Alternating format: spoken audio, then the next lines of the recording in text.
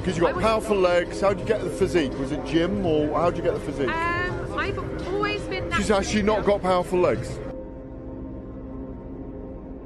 Do you shower in your dressing room? Do you have a shower on the day of a fight or not? Tell us about the tattoos. Shut the fuck up, you little prick. But then I've got the Phoenix. Hey, prick. So I'll take it from Bob every day of the week. Absolute disgrace. I'm sure no one will mind. Move him out of here, Derek.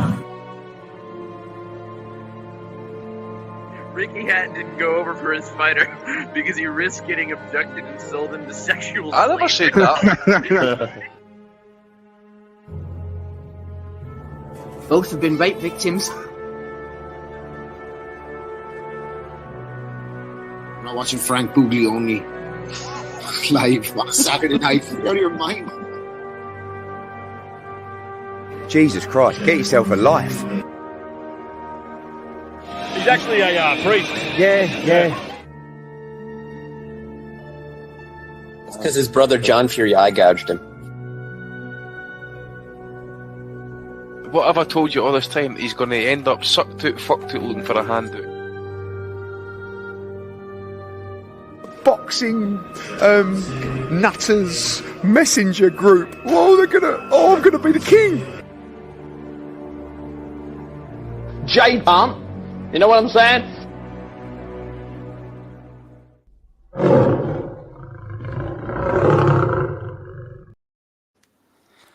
Welcome everyone to the 517th episode of the Boxing Asylum Nuthouse. With me currently, Steve Wellings, Andy Patterson. Normally we start off with the fights, but I'm just going to throw a little bit of curve here. The boxing world lost a great yesterday in former Scottish champion Ken Buchanan. And it would be remiss if I didn't send it over to Andy because it would definitely be wrong for me to speak or take the lead on something that I know is just so meaningful to the sport of boxing. So a person who is so meaningful to the people of Scotland, and definitely someone, Andy, who was influential on the love for the sport that you found and the love for the sport that was passed down to you. Yeah, I mean, he's without doubt probably the best fighter this side of the Second World War. He's, well, I wouldn't say it's up for debate. Born in 1945, Edinburgh. Ended his amateur career in 1965 as ABA featherweight champ. Turned pro 5 months later. Did the fight in Scotland until his 17th pro fight, which was for the vacant Scottish lightweight title. Won a 10-round decision. Funny enough, scorecards actually 49 points and 3/4 against 48.5 points. So I was kind of funny old scorecards back in them days. Y'all had to bring it down to fractions. What the hell? Yep. It was to say he was an active champion, active fighter, fought 5-6 times a year. Even when he was champ, he would clock up at least 4 or 5 fights a year and that as well. Just it's a shame that because there was a dispute with or shall we say a wee bit kind of management issues and that in the background, he was kind of forced to fight in private members clubs. So he couldn't get the fights in the big top venues in the UK at that time because of some issues that was going on with the board. I think he'd even admitted that he handed back his British title back in 1969 because he'd been frozen out of the top venues. So he kept fighting, kept going 2 years fighting your kind of hard-nosed journeyman, travels to Spain, drops a 15-round decision for the European title against Miguel Velasquez. He got dropped in the 9th round. Remained busy. He successfully defended a British title at one point, and then he travelled down to San Juan, Puerto Rico, where he's really just grabbed the moment. Defeated a highly respected future Hall of Famer and Ismael Laguna, who was Roberto Duran's idol as a kid.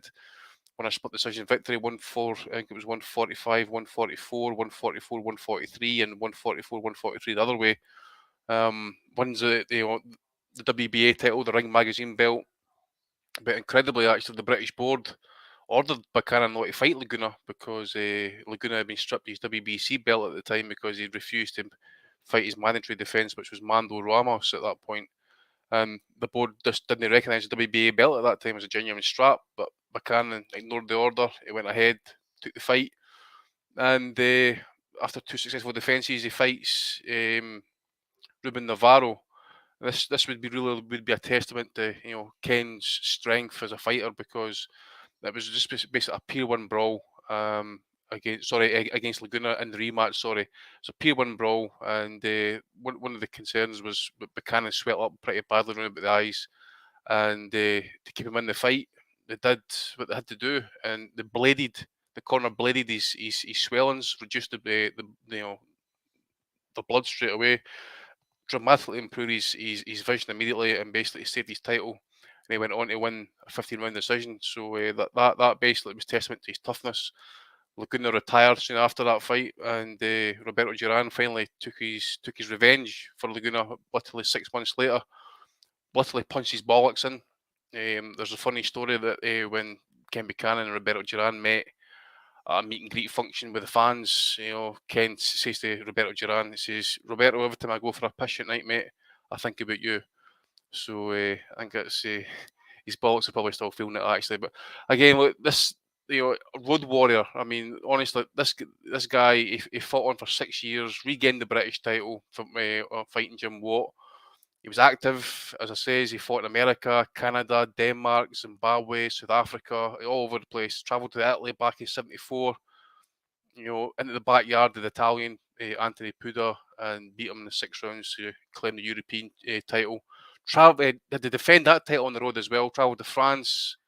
I think it was twice. Yeah, he travelled to France, and then he travelled to Italy, defended it, and then I think he travelled to Denmark and lost it to Ireland's Charlie Nash in a 12-round decision. Sorry. So all his biggest fights were done on the road. They won his titles on the road. They defended them on the road. They lost them on the road and tried to regain them on the road and that as well. Even went to Japan to try and regain the world title against Guts into Mizzou as well. There's a line in the Scottish national anthem, "When will we see your likes again?" And we've not seen the likes of Ken Buchanan on these shores for a very long time. So it'll be a hard act to follow, actually. So we'll just say rest in peace, champ. Well said, my friend. Well said, my friend. Beep Bop Boop says Buchanan's victory over Laguna is the greatest away performance by a British fighter. Matt Butters, rest easy Ken, throwing a couple P in there too. Thanks a lot, Matt. Steve, I thought what was interesting is in the Nutters group. I can't remember who posted it, but one of the fellas in there posted a video of Ken only 2 years ago shadow boxing, and the fluidity that he still had, cutting corners, angles, putting his shots together. It goes to show, like, there's just these people that they live the life, and boxing it becomes part of their DNA, and they can do it in their sleep, and they'll do it until their last dying breath. It's just part of who they are, and it seems it was that way for Buchanan. Oh, yeah, absolutely. I mean, I can't match Andy's kind of eulogy there. That was fantastic. And Buchanan, though, he was clearly an excellent fighter. My first few exposures to him were the Jim Watt fight back in the early 70s, two of them going at it. Obviously, by this point, we knew Buchanan. I knew Jim Watt from the Sky Sports days, and Buchanan, fantastic fighter. And it was fought in, I think, some kind of charity ball. They were all sitting in a dinner show, fighting each other over 15 rounds, only a couple of points in it. But it wasn't the greatest fight in the world. But yeah, Ken was such a great fighter. And later on in his life, I know he hit on hard times, and he hadn't been well for a while. And he went back to working as a joiner or a carpenter as well, just to make ends meet, which was pretty sad. But he always looked in good shape, as you said. The videos of him kind of doing the work and doing a bit of sparring with the up-and-coming youngsters and that. And I think one of the earliest exposures I had to him actually before Watt was when I was just getting into the sport in the early 2000s. I bought one of these videos, and the Duran fight, as Andy mentioned, and I still couldn't believe to this day the way that fight ended. Obviously, Ken wasn't winning the fight, but Duran just literally punched him in the bollocks, and the fight was stopped. I mean, it was an egregious low blow. And I don't know what the ref was doing there. Like, yeah. No, I don't know. I don't know either, man. I mean, it was clearly a low blow, and they were like, "Yep, that's the end of the fight, knockout." And as Andy told the story there, Ken was pissing blood, like. But I mean, flip me, Duran was some great fighter, but he was dirty too. But the ending of that fight was a little bit dubious, to say the least. But no, look, Ken Buchanan, fantastic fighter, really good, skilled fighter. And on the road, that Laguna fight, as Des was saying in the chat, near the 40s in the heat, absolutely searing heat. So didn't do things the easy way, fighting guys like Charlie Nash as well. I'm not an aficionado on his career, but even I can see that he was a fantastic fighter. And I don't know if we've done him on a punches from the past, but if we haven't, we maybe have to rectify that soon. There you go. I'm sure Andy would definitely be up for something like that. Sounds right up his alley. But yeah, rest in peace to the great Ken Buchanan, lost at the age of 72. But what an incredible career. Some incredible fights under his belt. Definitely left his mark on British boxing and boxing altogether. So now on to the fights. Steve, I kind of went with that because you talk about, a great like Ken Buchanan and then the shit that we saw yesterday. And I'm like, well, seems only fair to start with the guy who is clearly a fucking great and et cetera, et cetera. Because there wasn't talent on display yesterday, Steve. It was just, we really missed the AJ fight. It went well over what I or the books predicted, going to decision there. I don't know, man. I thought the cards may have been a little wide, but it was just, what do you say? It just fucking was what it was. Yeah, it is what it is, and it was what it was, as you would say, Matty. It was all right. I mean, I've called the thumbnail for today's podcast frankly functional, because I think that's the word that sprang to mind for me instantly, functional. I mean, for the first few rounds, AJ's stance kind of reminded me a little bit like Frank Bruno, and I saw the boys in the chat earlier as we were starting saying the same. But as the fight went on, it became a very Klitschko-esque performance. A lot of hard, accurate jabs, combining the right hand in as well, a few uppercuts too. Not as many left hooks as Vlad would have thrown, obviously, but even in his mannerisms, he reminded me of Klitschko. As dominant as he was, whenever the opponent fired back, he was very quick to hold, very quick to grab, lean on. He sometimes looked a little ruffled and disorganised, and you felt that a couple of clean shots and he might suddenly be in trouble. But those punches never arrived, and at the end, we heard the scorecards read out and wondered what all the fuss was about. It was classic middle reign Klitschko material for me. And I love AJ's post-fight interviews, man. I mean, he's clearly gone off the rails a little bit recently, and he proceeds to give these kind of weird interviews, a bit of a wonky vibe. He's still vulnerable. He's a decent fighter with a punch. Who can find him will have a lot of success, because he lacks that confidence of the earlier Charles Martin kind of era. He'll never be the same fighter again. He's ascended to the mountain now and he's on the way back down again. Against the Jermaine Franklins of this world, it doesn't really matter. And Franklin played his part, I thought. He was a cross between Bermain Stiverne and Lawrence Claybay. He had nice fast hands through combinations at times. The jab was decent. He couldn't punch, though. He was too small. He was too short to consistently reach the target. He had a good chin, commendable stamina. He was just unable to cope with the holding as the rounds went by, and his ability to get back in the fight just diminished that seventh round onwards, I thought. Overall, quiet night at the office. AJ said himself afterwards, nobody will remember this fight in 15 years' time. Although I might alter that to nobody will remember this fight in 15 days' time. And Steve, I guess what kind of disappointed me, if there was one thing when I started thinking a little bit harder about the combination, or excuse me, the pairing of Anthony Joshua and Derek James, is thinking, man, a good jab uppercut kind of oriented trainer, someone that kind of knows that. I'm like, yeah, that's actually a good pairing if you think about it. But at the end of the day, that uppercut was all but absent from Joshua's arsenal. I feel like what that one thing that really could have been, done well by this pairing, I didn't see it at all. Did you think about that, Steve? The uppercut? I saw it from time to time. I thought not like it could not. Here and there, though. I mean, you got it. Who, Franklin's uppercut?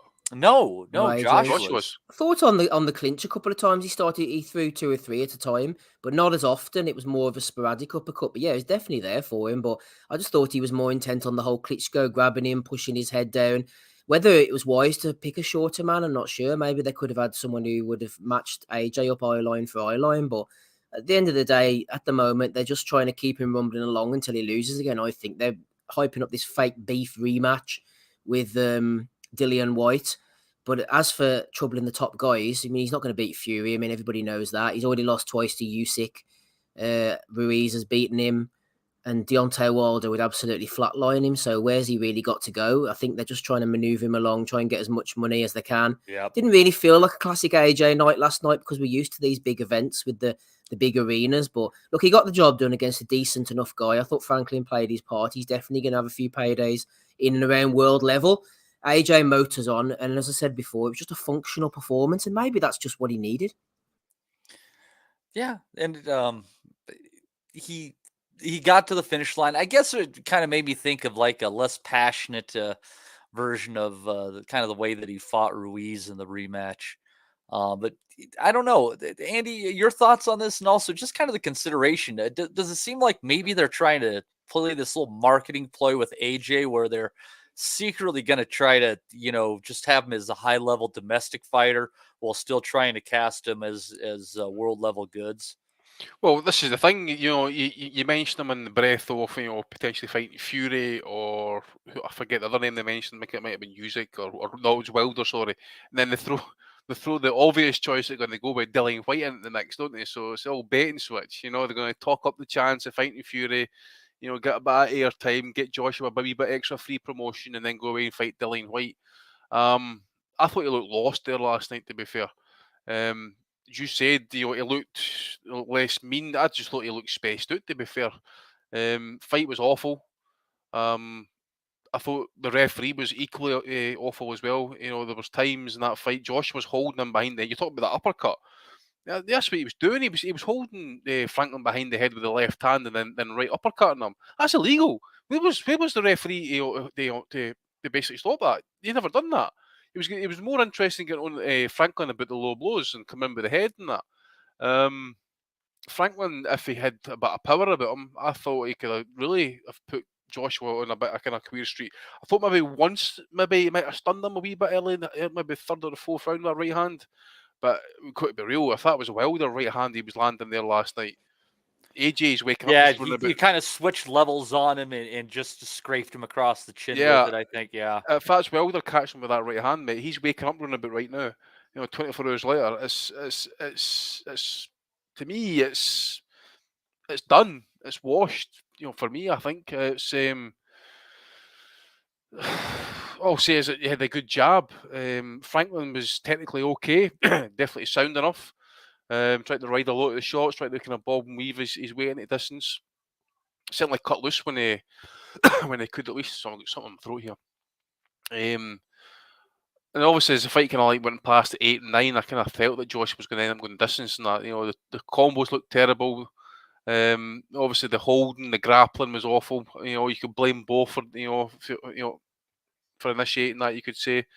But obviously I would say that Josh was clearly the winner. Obviously, I just think he controlled the pace of the fight really, and Franklin didn't really let his hands go enough and really set the pace to make Joshua fight at a pace he's not comfortable with. And in the end, I think he just basically coasted to it. At this point, though, I agree with what Steve was saying. I just think with like a Fury or Wilder, and I'll even put Joyce into the conversation that as well. I wouldn't mind seeing those fights, but I would not be. I would confidently pick all three of those guys to beat Joshua and beat him by stoppage. They're talking, people were mentioning obviously they wouldn't mind seeing him a Parker or a White rematch. But I'm not really interested in that either. And Daniel Dubois, I just don't know what's happening with him. There's rumours that he's injured. There's rumours that he's no. I just think Dubois is a bit fragile, to be fair. I think he's made a bit of glass. He can pick up injuries. He can get stunned. He can get knocked out. I think Josh was maybe got the beating of him possibly, but I think for other three, it's a hard night for him. And obviously as well, the stuff after the fight and that it's that's the last couple of fights now. I think what I was more looking forward to last night actually after that situation was to actually get Joshua back on the mic than the actual fight itself, because I thought that would be a bit more entertaining actually, to be fair. But in the end, it was pretty poor. So it was disappointing on a lot of levels, Andy. It was. I got nothing that I came for. The whole card, man, was just awful. I mean, you had gaps in between it. You had fillers. You had Eddie in the ring talking things up for 10, 15 minutes. You had, Bellew. You're going to be envious, Andy. I'm going to tell you how my viewing experience went for this. Well, maybe not that envious because I still saw all of AJ versus Franklin. So I flipped it on, and when I flipped it on, they were throwing in the towel for Rivers Wilson Bent. So I don't know what the fuck happened in the preceding 7 rounds of that fight. And then after that, they bring out Campbell Hatton, who gets a first-round body shot knockout. Well, nobody saw that coming, so I'm just kind of, waiting for the fights to start. So I just kind of curl up with a blanket on the couch, and I kind of doze off. And I wake up, and I see Gaffai drop a guy, and I'm like, oh, good for him. And I doze off, and I wake up again, and I see Michael Coffey doing all right, and then I see him just, like, block a few shots against the ropes, and the fight is stopped. And I say, that woke you well, up. that was, I'm like, well, that was fucking stupid. And I fell back asleep. And I woke up after the anthems and everything, right when they were announcing the fighters for AJ Franklin. So I caught, Andy, most of the pertinent moments of the evening without having to suffer through much of it at all. Well, mate, that was the best. That was the best thing for you. You know what to say? Sleep's nature's great restorer. So that was the best thing that could have happened to you actually last night. Well, it was me, and Steve. Well, I think Steve sat and suffered through all that garbage either. That's what I was saying. I mean, you were slagging me for some of the stuff I was watching there last night. The stuff that I was watching, which were main event stuff in other countries, were basically on par as to what was getting delivered on the undercard there last night. So you kind of fucking gave me a boost for that shit.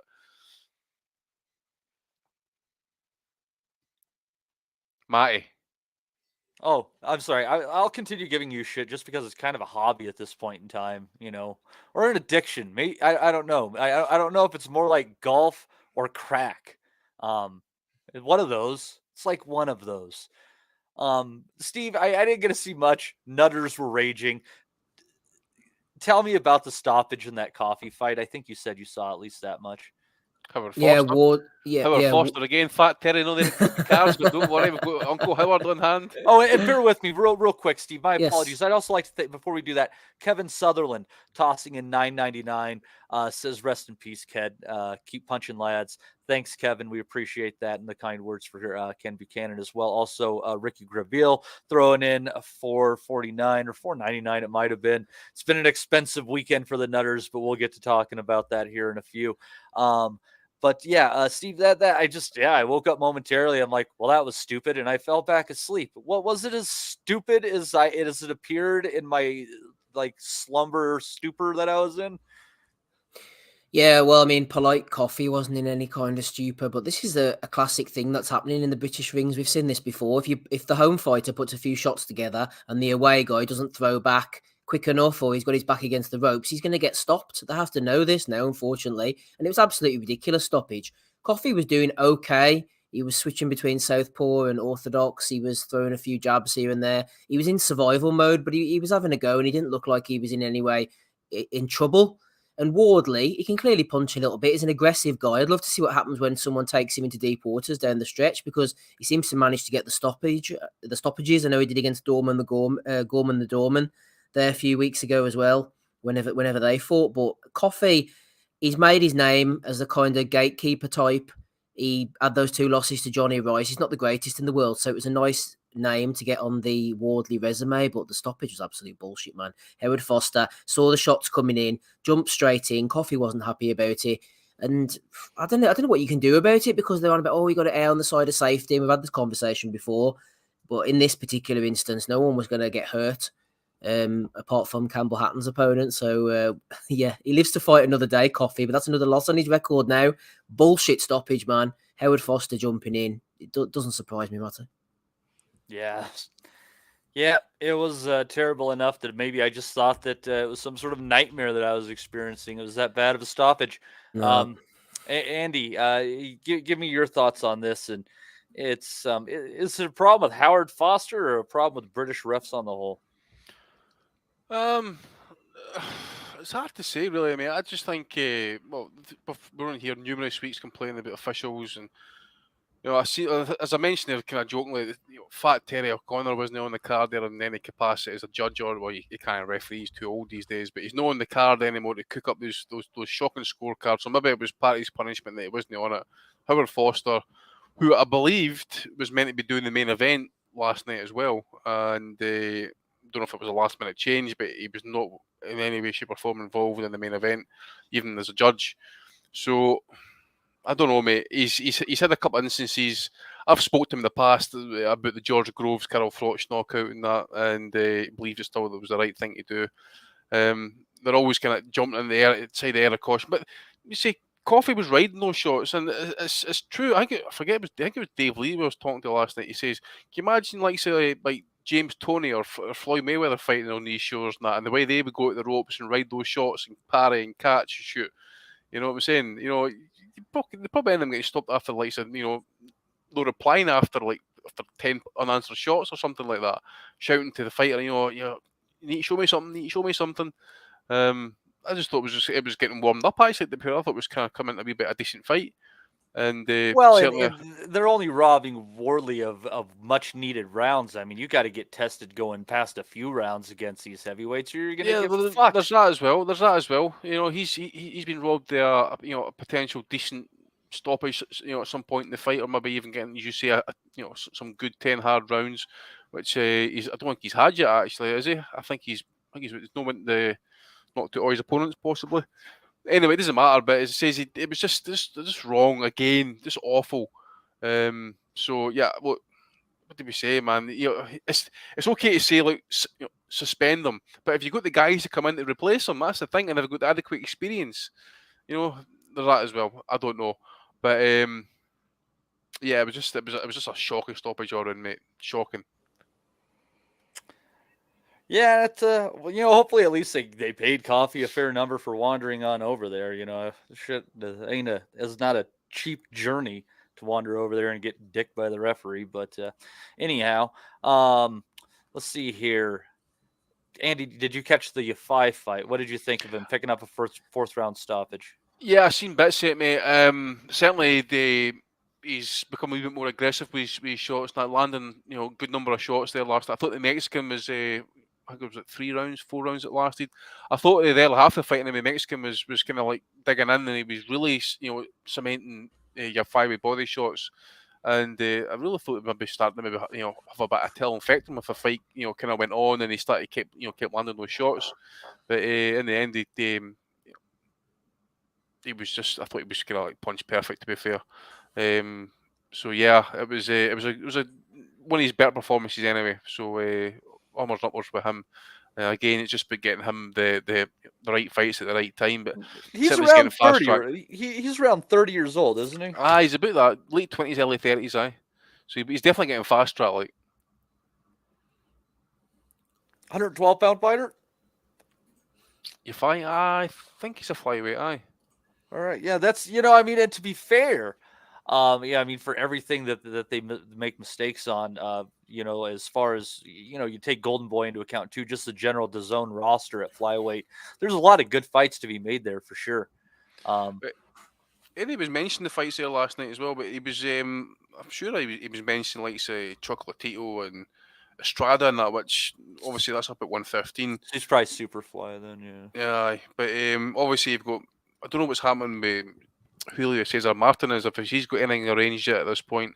You've obviously got Sonny Edwards, who's now signed up with, or he is signing with Matchroom supposedly, with IBF belt. So I don't know if they maybe look to try and get that fight made. You've got Dalakan, who's just successfully defending his belt. Who definitely looks like he's on his way out. Could be, but he's still a hard night's work, mate. To be fair, I think he was still a hard night's work for your fight. Obviously, I mean, I don't know if, in terms of weight, if he would contemplate a move down to 108. Whereas he maybe get a fight with like one of the Japanese guys, or maybe that Jonathan Gonzalez possibly. But I see, was it Jesse Rodriguez? He's fighting next week, I think it is. Next week, yeah. For the vacant belt. So I don't know if he's ready for Jesse Rodriguez at this point. Jesse Rodriguez, to me, he's one of the generational talent. They'll feed. I think they'll feed Martinez to him. Aye, possibly. He should eat Martinez up. I do see that Mike Williams Arroyo's got the interim belt, so I don't know if they maybe look at that one as well. But you've got Francisco Rodriguez. I think he's been over the course a couple of times. That David Jimenez, Costa Rican. I think he was one of Frank's cards recently. He fought Dalakayan. Yeah, Dalakayan, that's the one. And the one that beat Jay Harris, Ricardo Sandoval, possibly. There's a couple of names I can maybe see. Maybe getting your fire in with, but certainly if he's getting fast tracked, he'll need to be mixing with those guys within the next not even need to mix with those guys this year at least, because if he's hoping to get title fights by the end of this year. I missed this fight, Matty, but I'm glad because I don't know what it is. I just can't be bothered with the FIs. It's Galal or Gamal or Kalal or whatever the other one's called, and just there's a shame there's not one that's just named L. There should just be an L Yafai, right? I just can't be bothered with them at all. I just switch off when they come on the telly. Isn't that terrible? Nothing else to add. Sorry. No, that's fine. Going down, getting a first round stoppage victory there, Campbell Hatton. Steve, I think I'm going to temporarily get rid of the Hands of Foam moniker and temporarily I'm going to let him be Stinger Fingers. So best of luck to Campbell and continuing this trend, getting a knockout over. Let's see here. What was his name? Lewis Fielding. Yeah. Andy, did you catch Austin Williams? Obviously, Felix Cash was supposed to be on this card. I didn't catch that one. Yeah, and I just caught him throwing in the towel, so I can't say much of anything on that. Felix Cash was supposed to be on the card because the plan is for Williams and Cash to fight here soon. But I don't know. Cash looking kind of a little bit fragile a little more and more as time goes on. Wouldn't you say, Andy? Yeah, that's a couple of instances. Was it 3 now? I think he's possibly pulled out of fights with. Don't know if it's an injury or anything else, to be fair. Or is it just a Boazzi thing? Can't think what it could be, Andy. It's becoming a pattern now. It's becoming a bit of a cycle, isn't it? You would say. It could be, mate. It could be out on his bike just now. I don't know. Running for people. The fuck are those? G.I. Joes? That's Felix and Connor. Well, that might explain why he had to fucking pull out there. Shit, protocols. Saying nothing. Eggs already been used. Let's see. You can't something by me. You're talking about eggs. I go to my supermarket here locally. I can't buy eggs for love nor money in that place for the last 6 months. I wonder if these guys have been up here, stocking up. Do they allow you to have backyard chickens in your city? No, Andy? I've actually got an avian flu outbreak running about my area now. So we've Jesus fuck! I've got chickens and ducks and geese. Do you? Yep. Are they flu free, Steve? Don't know. I eat the eggs anyway, so I guess if I'm here next week, we'll find out. Well, those 4 things, it's not like you're going to vaccinate them anyway, you sick fuck. So, anyways, Graham Taylor throwing 5 pounds in there. Thanks a lot, Graham. He nothing said in there. Doesn't want any recognition. He obviously just loves the work that we're doing. And we appreciate you too, Graham. Thank you so much for that 5 pounds in there. Actually pretty high numbers today. I wonder if they're just thinking we're going to go all in on AJ. Are we not giving the people what they want? Everyone's been paid on Friday night. On Friday, haven't they? Edward's got all his people in listening to us. Even Edward, how you doing, pal?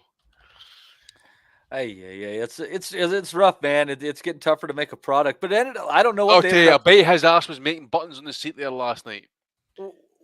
Didn't they have to give away a lot of those tickets for free? I know it ended up being quote unquote a packed house, but didn't they sell them cheap and give away a lot of those? I didn't want to speculate, mate, but it was for what I saw in the crowd, it was casual central, to be fair, mate. So didn't seem as loud as usually does at most AJ fights, but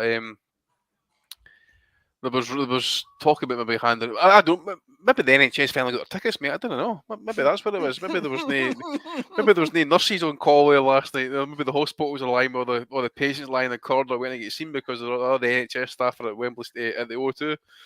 Maybe that's what happened, mate. But did it? Eddie finally making good on his promise 2 years later. He tax write off. But did it come with the pizza? No, it didn't come with the pizza. £6 a slice. And years later, still getting fucked. Let's keep it on that side of the pond, and then we'll ease on over my neck of the woods. I obviously didn't watch this. This was on Friday. Andy, I think you said you saw what happened at York Hall. Headline: Harlem Eubank taking out late sub. What was his name? Michael Antine, or Miguel Antine. My apologies. I did see bits of it, mate. To be fair, I switched it on and I seen the German kid. We mentioned him last week, Abis Baroro, who won. I think it was a second round or a third round knockout. As for Eubank, I just think he kind of coasted the fight. Really, just kind of boxed and moved. I got kind of bored it after about. I think it was a knockdown halfway around or through the fight, and I got kind of bored because it was just kind of rinse and repeat stuff. So Eubank won a 10-round decision, I think it was.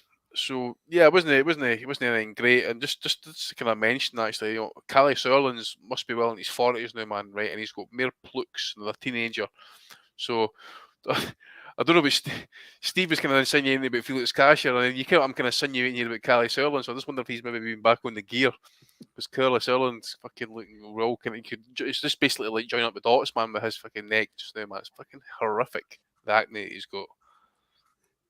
That's how good the fight was. Matty, he spoke most of his time talking about Callie Sörlin's neck. There we go.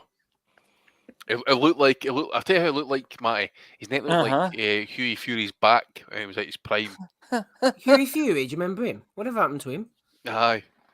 And he's got that kind of like scaly, dry, red skin, so he's no moisturising properly either, I don't think. I tell you what, though. Glad Rob's not here. He probably would have been suggesting he's a lizard person. Well, he might be. Could I just give Harlem Eubank a little bit of credit in that he had the Eubank surname. He's a bit of a gimmick. We all saw Harley, Ben, etc. But he's put together quite a nice little resume for himself now. He's 17-0. He's headlining on Channel 5. He's not in against the greatest of opposition, but he has a few decent wins. Guys like Martin McDonough only lost once. Took Daniel Egbenike's unbeaten record. VRL Simeon, he was decent at once. He's shit now. Knocked out Sean Mashadard. Tom Farrell, not the greatest names in the world, but considering he was seen as a bit of a gimmick at one point, I think he's doing all right for himself. He's matured into quite a nice boxer, and against Egbenike, I thought he actually boxed very well and showed quite a bit of talent. So long may Harlem Eubank continue, I say. There. All right. Is he going to end up being the best of the Eubank spawn? He might be. He might end up going for a WBU title or something, possibly. So good for him. Yeah. Yeah, the exalted WBU title. So, well, there you go. Andy, do you want to touch on that other shit that you watched from Europe for some goddamn reason, and then we'll move on? Yeah, for some goddamn reason, yeah. It was, as I say, free and available. It was during Undercard on DAZN. So, yeah, I fucking sat and watched a European title fight and a German title fight. So, both home fighters will beat. Tom Zeminski got basically got outboxed down the stretch against that Daniel Blenda dos Santos of France. Decent enough fight down the back end, and then took almost 80 years, but France got revenge. Yeah, France finally stepped up. We've actually had to get one of the guys for one of their Empire states, so like Cameroon or something like that, to do the business. So another one was for Austria. It was that Marcus Nadir. He got knocked out in the 10th round against a German guy, badly fucking knocked out. And says all that was happening during the DAZN card, so I don't know what was more. It was decent enough quality, but it says for what I watched and for you guys watched on Undercard, I wouldn't think it would be too much difference, to be fair. So yeah, it was all right. And it passed the time at least, Well, I'm just glad you weren't bored, Andy. I'm sure you had a scotch in your hand, the remote. I didn't last night. No, I'm going to get one now actually, because I'm kind of like needing one actually after talking to you for this length of time. Oh, I thought you might be getting the shakes. Yeah, all right. We'll hop on over here to the United. Where's Danny, by the way? Did you get Danny yet? No. I sent him the link. Yeah. He was in the chat earlier, but Danny, come on in. We'll talk about that in a few. But on from Tulsa from ESPN, I started watching about 5 o'clock. I can't even remember the fighters that were on earlier than the stuff. You usually watch everything, Tay, by the way. You're getting on at me for no watching fights. What was that? I said you're getting on at me some weeks for no watching fights. Get this fight watched, get that fight watched, and then obviously like last night you just kind of like washed it. I only recommend for you to watch good fights like that. That's what I tell you to watch. I say like when I see something and I tell you to watch a fight, it's because it was a good and entertaining fight. I want you to be entertained. I unfortunately didn't get a chance to warn Steve about the Zepeda fight, and I still profusely apologize for that, Steve. I wish I got in front of that and preserved you that. I'm sure it put a fucking... No, I enjoyed the opponent, though. I'm glad I watched that. You're fucking sick. But yeah, ESPN card. Headlined by Robeisy Ramirez getting his first belt at 126 pounds, getting a unanimous decision over Isaac Dogboe in a relatively boring fight with a few decent exchanges here and there. Steve, I just generally thought the scorecards might have been a little unfair. I thought you probably give Dogboe about 4 rounds in there, and one judge only gave him 1 round in there. So I thought that was a little unfair to the little midget fighter. But he held his own. He landed some decent combinations, pushed Ramirez back at times. But Ramirez just tremendously sharp. He has a lot of tools. You never know where he'd go moving forward. The talent is there, but Steve, my concern is the same as kind of that Rigondo thing. It's a Cuban thing where they get in this attitude of doing just enough to win a round, just enough to win a fight, looking for perfect shots and things of that nature. And a lot of good you can take from this, but I have some concerns moving forward as well. Yeah, quick shout out to Graham Taylor as well as I come in here for his £2. He's thrown in a few more quid for us. He says only get to listen in the week, usually decent live. So shout out to Graham Taylor. I think Tails he's in the Patreon. I'm not sure if he's in the Nutters group. He might well be. So shout out to him first of all. I don't know. I agree with you on the scoring element. I've said this before. I always remember an Abel Ramos against Robert Easter fight way back in the day. And Ramos absolutely put his heart and soul into it, but he just kind of narrowly lost all the rounds. And I think he ended up winning 1 round across all 3, and the 2 of the cards were shutouts. And I thought to myself, why would you even bother after all that energy and effort? You don't even win a single round on 2 cards. And I kind of felt a bit sorry for Dogboe last night for that same thing. He just narrowly was losing rounds, but being very competitive. And in the end, on the 1 card, I think it was 11 points, including the knockdown. And you think to yourself, poor little fellow, imagine putting, knocking your bollocks in and putting in that much work for 12 rounds and only getting a round or a share of a round at the end of it. But I suppose that's the way it goes. As for Robeisy Ramirez, I'm not so sure I agree on the Rigondo comparison. He strikes me more, in the most part, maybe not so much last night because he stepped up in class, that he's part of the new breed of Cubans. He's a bit more of a risk taker, maybe not to the point of Yoelvis Gomez, who's disappeared, and David Morrell, but he takes a few more risks. He lets shots go. He boxes very arrogantly, puts his hands down. He shows a lot of poise at times and a lot of power, and he's clearly a skilled guy, but I know the concerns that you'll probably raise. He does go for broke at times and leaves his chin hanging out to dry, but I think that leads to a little bit of excitement. And I'm a fan of that approach. And Dogboe is his usual self. He's very strong, very committed, a lot of right hands, a lot of body shots. He turned southpaw occasionally. It seemed to me he was struggling for ideas at that point. And then he got dropped in that last round by a bit of a cuffing left hand. He looked a little bit off balance. He wasn't majorly hurt or anything, but this is a good step up for Ramirez. I would have liked to have seen him try to have got Dogboe out of there, but he looked like he was happy to go the 12 rounds. He's building a nice resume. He's only had 12, 13 fights now. Picked up a world title already. Be very interested to see what they do with him, but considering he lost his debut and he was lingering around on Skid Row at that point, he's bounced back very nicely. And Dogboe's no mug. He's very tough. Against Navarrete, he took an absolute shelling. He didn't want to quit, and they had to pull him out in the end. And he showed that he's a good fighter, and I think Ramirez respected him. I think Dogboe showed enough to the head and body, enough power, enough strength, and enough resilience for Ramirez to say, you know what, I'm not going to leave it all on the line and try and stop this guy. I think I'll just take the 12 rounds. But going forward, I think Ramirez is going to be an exciting fight because I think he has a tendency to leave himself open and go for big shots. I think he will get caught and dropped at some point, maybe even stopped, and that'll add to the excitement. So I like what I see from him. I just hope he doesn't drift away like Jesse Magdaleno and he actually fulfills his potential. But so far, so good. I like Ramirez. He does get more style points than Rigondo, I would certainly say.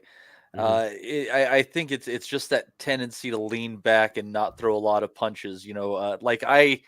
Andy, when I'm watching that fight, I'm saying, God, it's just as possible for Robeisy Ramirez to land a sharp shot and take out Mauricio Lara as it is for Mauricio Lara to just back up, bully, and beat up Robeisy Ramirez. It's an interest. I need to see more of this guy. There's a lot there, but I have so many questions. Yeah, I mean, he's obviously entered a new kind of phase, actually, his career at this point. Obviously, I mean, he's kind of like now bedded into his pro career. He's maybe kind of getting, untaught the bad habits he maybe picks up as an amateur. Because obviously in Cuba and that, they're kind of set in their ways and how they do it, and it's a one way and it's the right way. And sometimes it just doesn't work for a pro. And you kind of wonder after kind of getting beaten that, in that pro pro debut, you're like, is this another Cuban that's just going to fall by the wayside? But he's come back pretty solid. I thought he boxed pretty well. I agree with what Steve was saying. Didn't really kind of overly take risks as such, but I just thought he was far better prepared than what Dogboe probably was actually. And obviously, Dogboe's changed trainers and that as well. So I just think in the end, probably the early doors of the fight, you kind of felt that it was going to be like a long night for Ramirez, just the kind of way Dogboe was kind of coming at him. So in the end, he probably did the right thing. I just got kind of bored of the fight as well. I thought around about 6th or 7th round, I was really lagging with it. I had to do a Steve Wellens special and put it up to 3-speed. And then obviously it looked far, far better. So yeah, and you heard Barry Hunt on the corner and that as well, urging him, listen, you've got to get up off the stool and you've got to march right to him and basically get it done, knock him out basically. And he just didn't have that extra level, I think. But Ramirez certainly seems to be, he certainly recovered off that first defeat, but he's now a world champion, and hopefully he's now stepping up and he's active at least, and he's fighting all comers. Maybe even got a couple of defences. Sorry, a couple of defences in that as well. But obviously, try and get a couple of unification fights as possible. So that's what we want to see. We want to see like as many as one champion as possible. So I think who's other champs? You got Lara, Vargas at 26. Who's the other one? Luis Alberto Lopez, who's fighting Mick Conlon towards the end of May. Right. So. Yeah, I need to have a look at the rankings and kind of have a look at potential opponents for the future. I don't know, maybe a Bob special. Do you think maybe Bob would bring in Joet Gonzalez for a defense? I think he's in the top 10 possibly. No, because he lost those eliminators to Dogboe and already. I mean, maybe at a push that could happen, and we'll get to his performance here later. But I don't get that sense. I mean, maybe.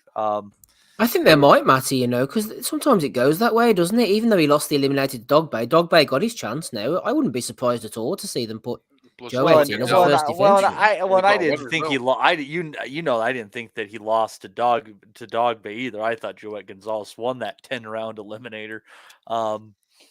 But Oz, he has a determined face, doesn't he, Joet? I think he certainly does, and he had a nice looking head of hair last night too. We'll get to that though. Oz, what are your thoughts on the Robeisy Ramirez Isaac Dogboe fight? And if you didn't catch that one, I'll just move down the card and I'll let you collect what you did see a little bit later. I didn't see it. I only saw like highlights. I thought it was a solid win. In all honesty. I thought it was a fairly decent performance. I thought Isaac Dogboe kind of was what he has shown in recent fights as well. He's tough. He's team. It does take a big puncher to get him out of there and really hurt him. I think this is a solid win. I think is Dogboe a legit world level opponent or operator? Probably not really. I think, I know he has been a world champion, but I'll put him below that category now, really. It's like, let me throw it at you this way, Oz. Would Isaac Dogboe beat Josh Warrington? I don't think he would personally. No, I think it'd be a very good fight, actually. And when you were talking about opponents there, I actually thought Josh Warrington would be a perfect opponent, potentially. He's kind of just rotting at Matchroom, isn't he? They're lining him up to potentially box the winner of, Lee Wood against Maurizio Lara. He wants to see, the Maurizio Lara 3. Nobody really. Warrington's always craved that big opportunity going to the US, take his fans over there. I don't think that's unrealistic, personally. I think, if that was presented to him and the dough was right, I think, I don't think that is unrealistic. I'm not sure what his contract situation is with DAZN and Matchroom. Is he guaranteed to be locked in to fight the winner of Wood? Lara, I'm not sure. I got a weird one for you here before I lose. I just think about, because to Dogboe, like, he's pissed and he wants to fight. If Kiko Martinez wins this weekend coming up, I think Dogboe against Kiko is a good, fun, freaking fight, actually. Yeah, that's another one. It's what I mean about Dogboe. Like, it's probably a bit harsh, really, saying, is he like up there with, the very best? And I don't think he is, but what he will be is he'll come in, he gives it his all. And he will be in entertaining fights as well. And I think if you get the right opponent for him, I think the Warrington fight would be fun because, Warrington has got this style now from where it's all action, relentless, pressure, throwing shots. You know, we know Dogboe can take a shot as well, and you know he gives as good as he gets as well. Likewise with Martinez. Yeah, So, I mean, you if have to Martinez, consider the Dogboe getting stopped by Navarrete. Yeah, I mean, Navarrete, stopped Liam Wilson, who is a big 130 pounder. So Navarrete, real and I puncher. don't think I was going to say I don't think there's any shame in being stopped by him as well, and that's what I mean. You know, that he is tough, and it takes like a huge puncher to get him out of there and really bust him up. So yeah, I think there's still loads of fights available for him. Again, he's fallen short at the top level again. Was the opportunity warranted? Probably not. I think we were talking about it before. Is this where he got the opportunity and it was a 10-rounder and not a 12, but it was a final eliminator? Joey Gonzalez, yeah, it was a 10-round it was a fight. random one, wasn't stupid. it? Yeah, I remember us talking about it, but Steve, tell me what you think about top rank eliminators on top rank cards being 10 rounds. No, I'm no longer going into this. Carry on. Yeah, it's and honestly, Joey Gonzalez might be the option, Oz, based on that. And I did think he won that fight, and I do think if it was 2 more rounds, he definitely would have won that fight. Yes, yeah. But but you got to think with someone with Ramirez's class, and also, yeah, I mean, I think he's around 30, maybe give or take. You kind of want to keep him moving a little bit. Is fighting the Joet Gonzalez of the world the best use of that tremendous talent and pedigree? I don't know. I don't mind it if he's out again in say 12 weeks. So he goes and boxes again, and then he boxes, in 3 months' time. Has that? I'm not saying it is a tick over, but as like a defense. And then he aims for a bigger fight at the back end of the year. I think those sort of fights become acceptable then. It's when, you're fighting once or twice a year and that is the opponent. That's when it becomes frustrating. That's when you look at it and think, this is a complete waste of time.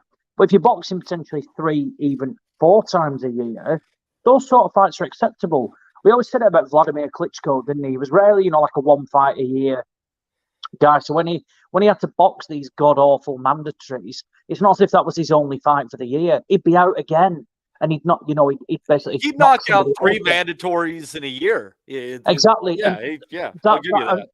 Yeah, exactly. So, and that is fine. We always said it about Anthony Joshua, like when he was the champion, that if he was boxing 3 times a year, you could afford a lesser opponent as like a routine defense, or if it's one of your mandatories, get him out the way. We look at it in comparison to like Kell Brook, massively inactive when he had that IBF belt. And I think for 2 years running, he just boxed his mandatories, which was Jojo Dan and Kevin Bizier. And if you're going to box once a year, you need to be boxing better opponents than those 2 clowns. So that's what I mean. So if he does come back in, like 3 months' time, the level of opponent we're on about is fine. But if he's just going to box one more time, once more this year, it then becomes pointless. And you look at it and think, well, kind of like, what is the point? Whereas if you can get them more active, I'll speak about Joshua, as you said, after, but he's on about returning in 12 weeks. So, look, it's unlikely it's going to be the Fury fight. But again, you can accept a lower level of opponent if you are active. It's why, we've said it about Canelo as well. You can afford him to be, certain levels of opponents because he's active and he's out there. If you are just boxing once a year, you need to be boxing the best for me. That's what I liked about those lower weight Thai champions, for that existed for years and years. They had, 60, 70, 80 fights, and you go through their record and you'd see some chumps, some decent fighters along the way. And then but you have to look further into that. Like they're fighting people who have 200 Muay Thai wins.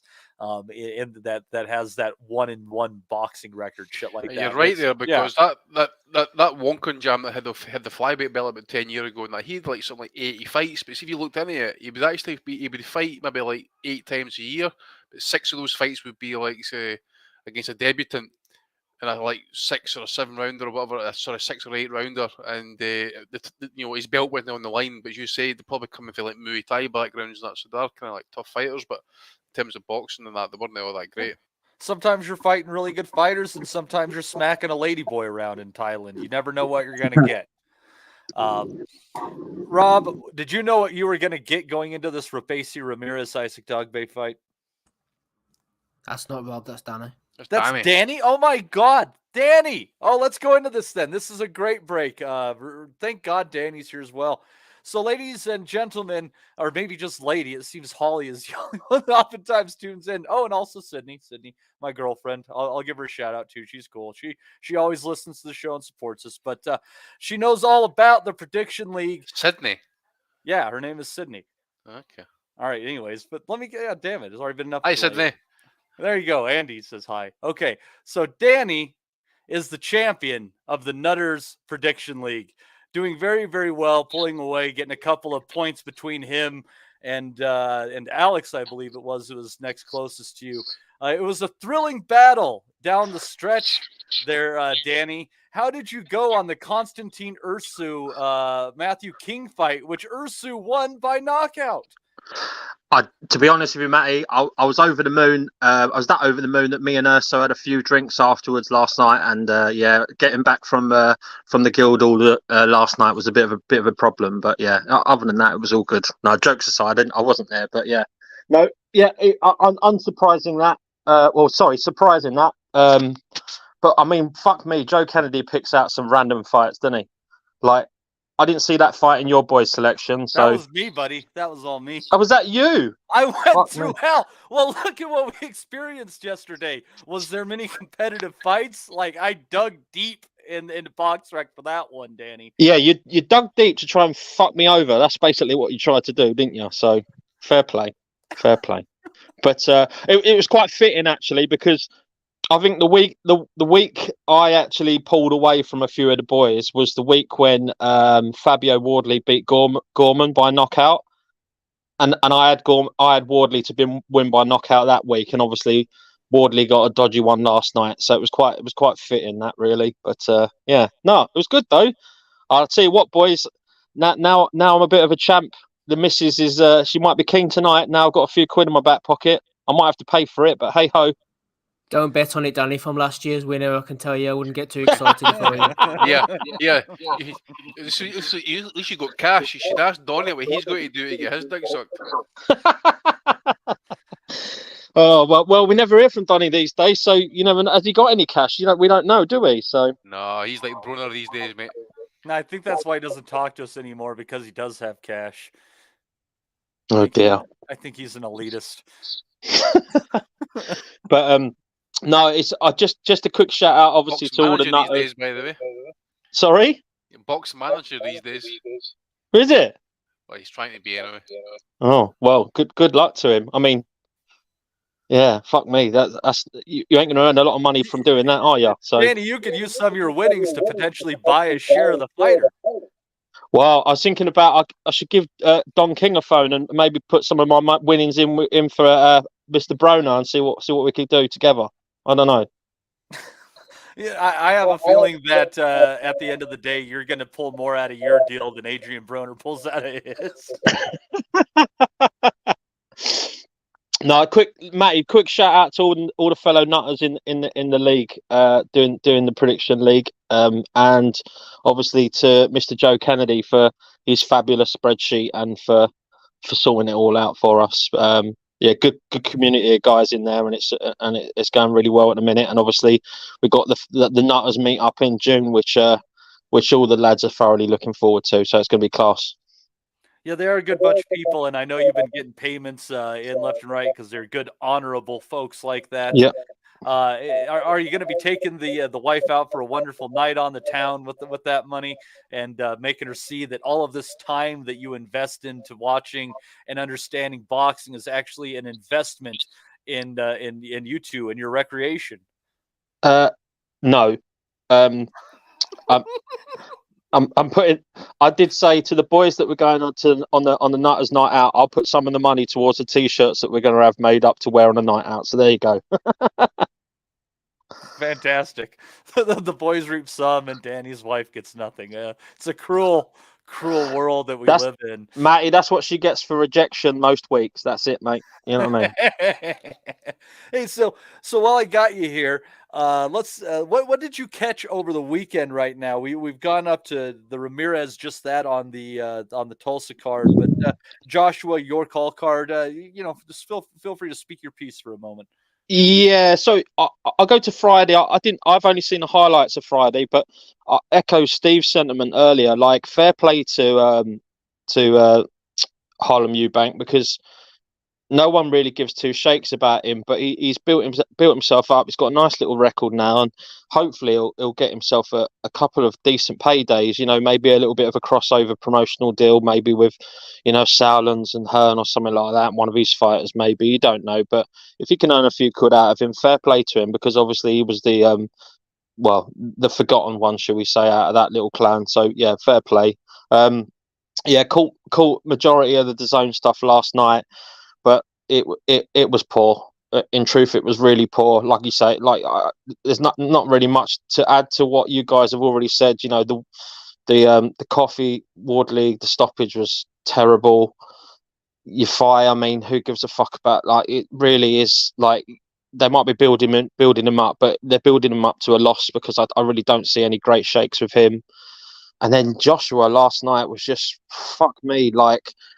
There's only one way for him to go, and that's a Dillian Whyte fight, and then there's going to be a loss after that. But even then, I said to a few people last night, I wouldn't be against putting a few quid on Whyte to win by KO against Joshua, because I think his punch resistance is shot. It's gone. Well, not that he had much to start with. He's not throwing the jab hard either. He could get caught with a looping shot easy. That's it. And I think, like, I even thought last night, if Franklin kind of let his hands go a bit more and kind of threw a little bit more loopy shots, rather than trying to be a bit more technical about his shots, he could have got him in trouble. Like, because I felt like Joshua's chin was hanging out there ready. You know what I mean? Like Andy has said before, like, he's stiff, upright. There's no head movement. He's so robotic in his movement, and it was laughable, because like they're at the end of the fight, and I can hear people going, "Oh, his movement was really good tonight," and I was thinking to myself, it fucking wasn't. It was like someone had put like you get the old, when you're training and they put the triangles down on the floor and you have to kind of like step around them and all the rest of it. You know, it basically was doing that in the middle of the ring last night. It looked awful. It was fucking terrible. But yeah, I think he's a busted flush, and I think like the only paydays he's going to get is if he can survive Dillian Whyte, which for me now is potentially a 50-50. He's on the way to he's on the way to a knockout via one of the big boys. And do you know what? Give it to fucking Joyce. Let Joyce have that moment in the sun. Let Joyce knock him out. Can you imagine Joshua trying to keep Joyce off of him? No chance. No chance. Like, it'd be like, because obviously there was talk in the chat about obviously the Wilder Joshua fight, if that was to happen, and I obviously said my 10 pence worth, saying that I think Wilder would annihilate him. You know what I mean? He'd just evaporate him, and it'll be like that. It'd be like a fucking death near enough. But we don't. If you're going to make the maximum amount of income out of a fight, it ain't going to be Wilder in America, because obviously Americans like don't know who Joshua is. You know, let's be brutal about it. We do actually. Matty, like, when I was in Vegas when Joshua fought Parker for another world title, or what was that for? I can't remember now. But yeah, and it wasn't on any. There was no bars or nothing showing that fight at all. Like, there's no interest in him in America whatsoever. It's made up hype, like, by Hearn. Yeah, maybe you might be right. So it's got to be one of the UK fighters. I mean, Tyson Fury will just be he'll be a fucking dickhead if he takes that fight, knowing that, well, he's gonna take it, and if he gets offered it, he'll take it like 100%, because he knows it's just too easy to turn down. But my thoughts would be like, give it to Joyce, man. Let him have that moment. Like, fucking, he deserves it and all, because he's worked his bollocks out. And let's face it, like, while Fury fucks about, you know what I mean, like the way he has, and is that fucking PR circus, like that, they ain't entertaining Joyce anytime soon. So let's see Anthony Joshua versus Joyce, because I think that does good numbers. I think it does all its tickets early doors. I think it's a good fight. I'd like to see it. Absolutely. Oh, do me a favor and hit mute when you're not talking. Who, me? Yeah. Will do, mate. Give me a bit of feedback off you, mate. Sorry, mate. You're fine. So, and just, it's great having Danny on here. It was really close. I think, Steve, you were right in the edge of you were inside of the top 10 there. The top 10, I think Holly was in the top 10 at the end. I was way in the back. I suck. It was a terrible go for me as well. Yeah, you need to give up on this. Yeah, I'm waiting for Rob to get in here before we touch on that one. And Oz, we'll get to you just 1 second. But yeah, it was a great time. And for anybody that would like to get in this and challenge the king, Danny Young, for his title coming up, there's what you got to do. Number 1, you have to be in our Patreon. You go ahead and do that. And then Mr. Wellings is going to give you the access to our WhatsApp messenger group. So make sure that you have WhatsApp as well. And then when you're there, just announce yourself, and then we'll take care of the rest and we'll get you in. We had over 50 people in this time around. And it is going to be one heck of a freaking payout for Mr. Young when all is said and done. And for any of the taxing bodies who are listening to us, this is done like a fantasy football league. So us, actually, the Boxing Asylum, do not touch the cash whatsoever. So there. Anyhow, so if you want to do that, make sure you get in on that. So you stay in the Patreon, and then when the league is up and you pay the winner, you're going to be in for the next season. No big deal. And it's a fantastic time on that.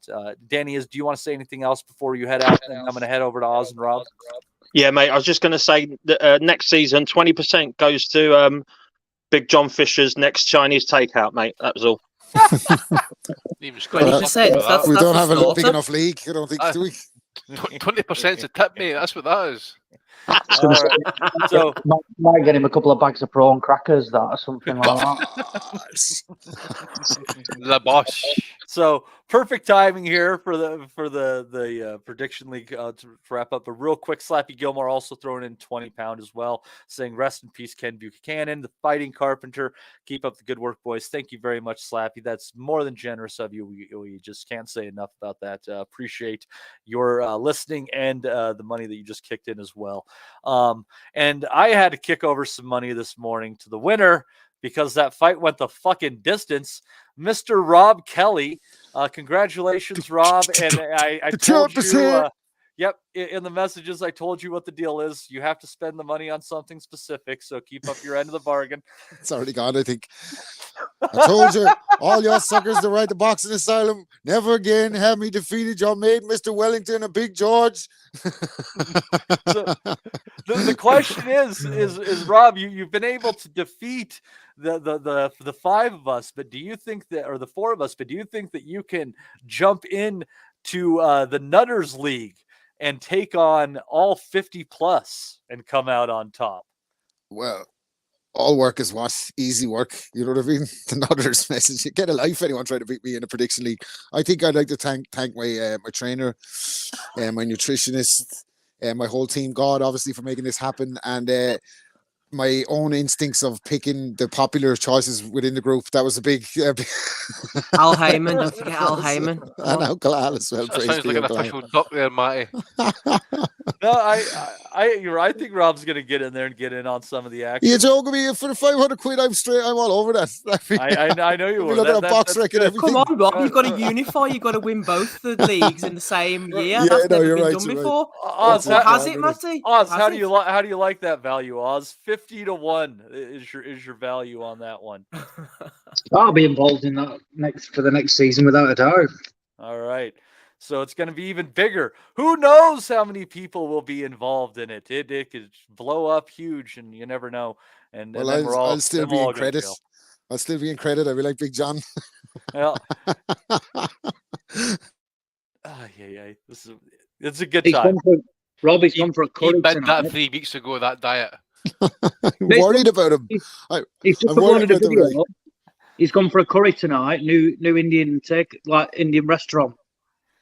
But it's the haters, guys. Like, honestly, look how much weight he would have lost if it wasn't for the haters. There's some mean people on Twitter that are making this guy not weigh in for the last 3 weeks. I'm starting to think he might have jumped off the wagon.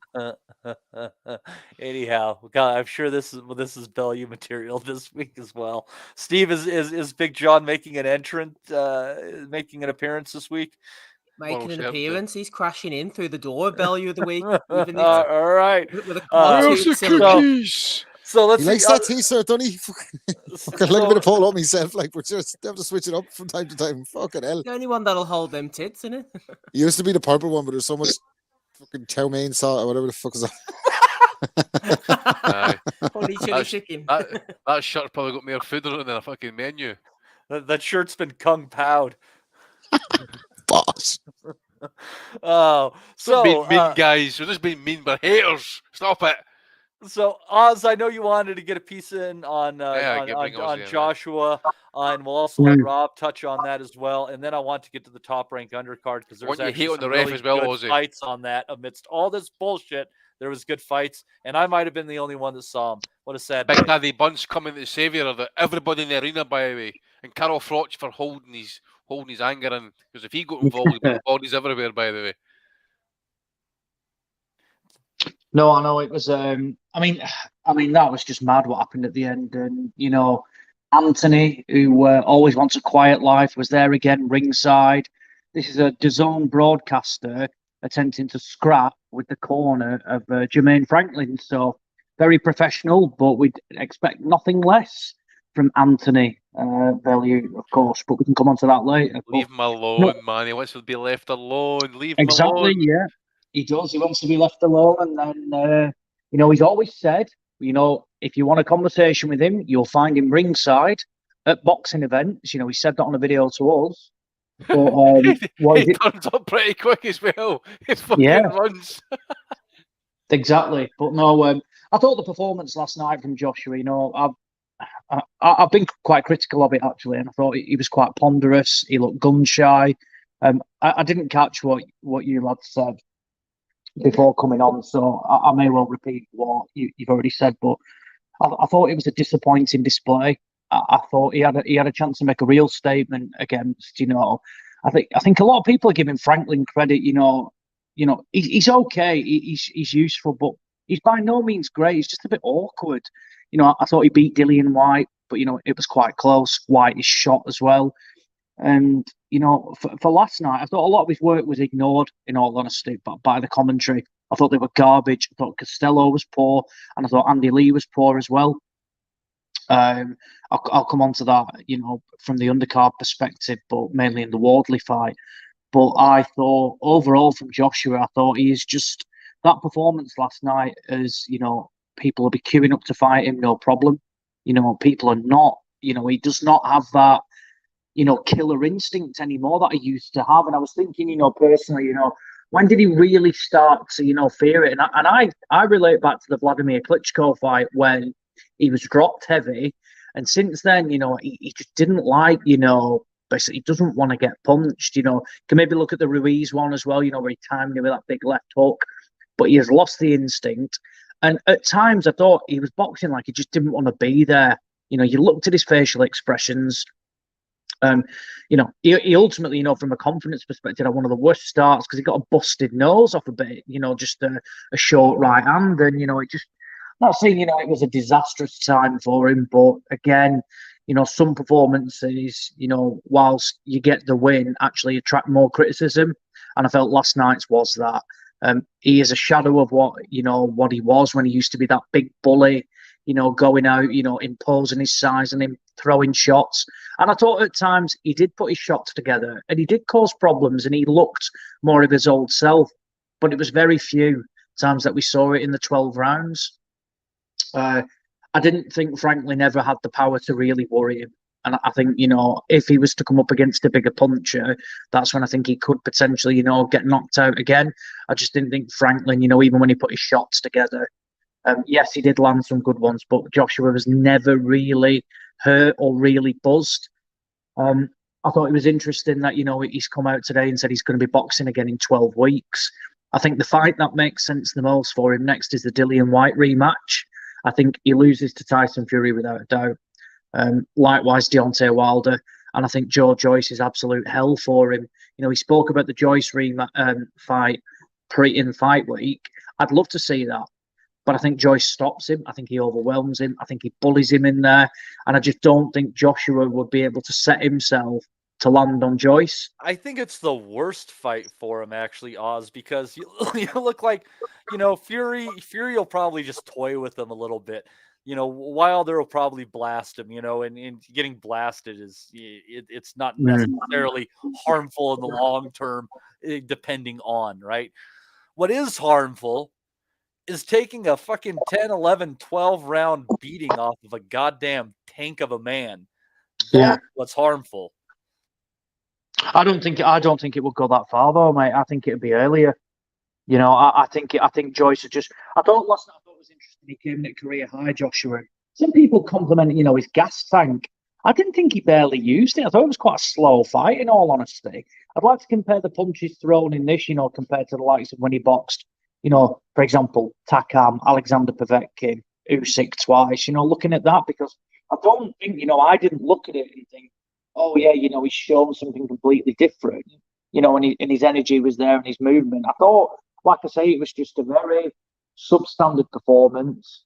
You're looking at it, I think, like realistically ranking him, amongst, is he a top heavyweight anymore? I think it's easy to be critical, but at the moment, I'd probably say no.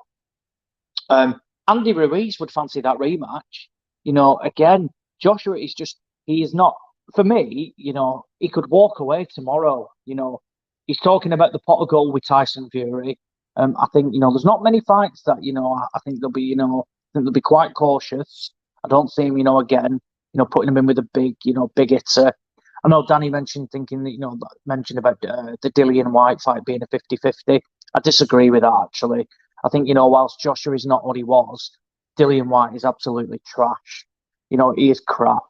And Franklin caused him fits at times, and I think Joshua just win that on a jab. I think it could go the distance. I don't think it, like I said, what he showed against White in that first fight was that bully boy, style, and the way he banged him out. I don't see it ending like that. But Dillian White is not very good at all. Let's have it right. Fury battered him, came back against Franklin. That was hardly, a good performance.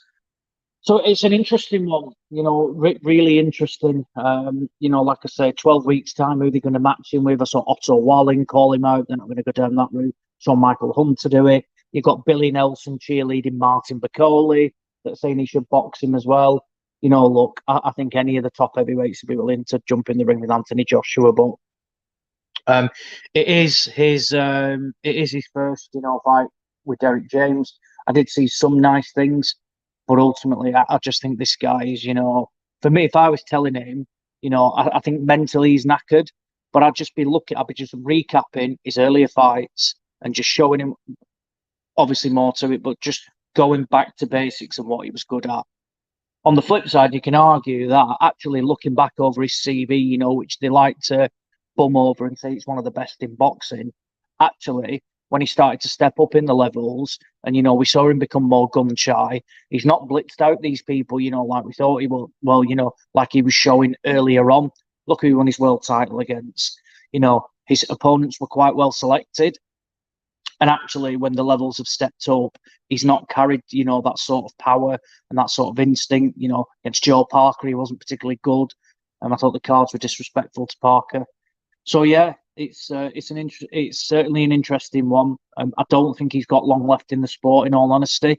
I'm not saying that on age. I'm just saying that through, A, how long does he want to box, and B, the sort of fighters. I think the next time he loses, he calls it quits. And it's a case of who's going to be the first, who will be the next person to beat him. We've already mentioned, 3 fighters already. We're not going to mention Usyk. He's done it twice. We're not going to see that fight again. And I think it'll just be a case of Tyson Fury, Joe Joyce, or Deontay Wilder. They're all massive fights. They're all big money fights. And I think it's just a case of who gets there first. I'd like to see them all, but I do agree that I'd love to see Joe Joyce get that moment. I'm not saying it'd be like a passing of the baton, because I think, Joshua's profile is absolutely huge. And I think, just beating Joshua would not propel Joyce into that similar stature. But I do think it would work wonders, particularly if he can do it in impressive fashion and knock him out with a big KO, Parker-esque, if you were to say.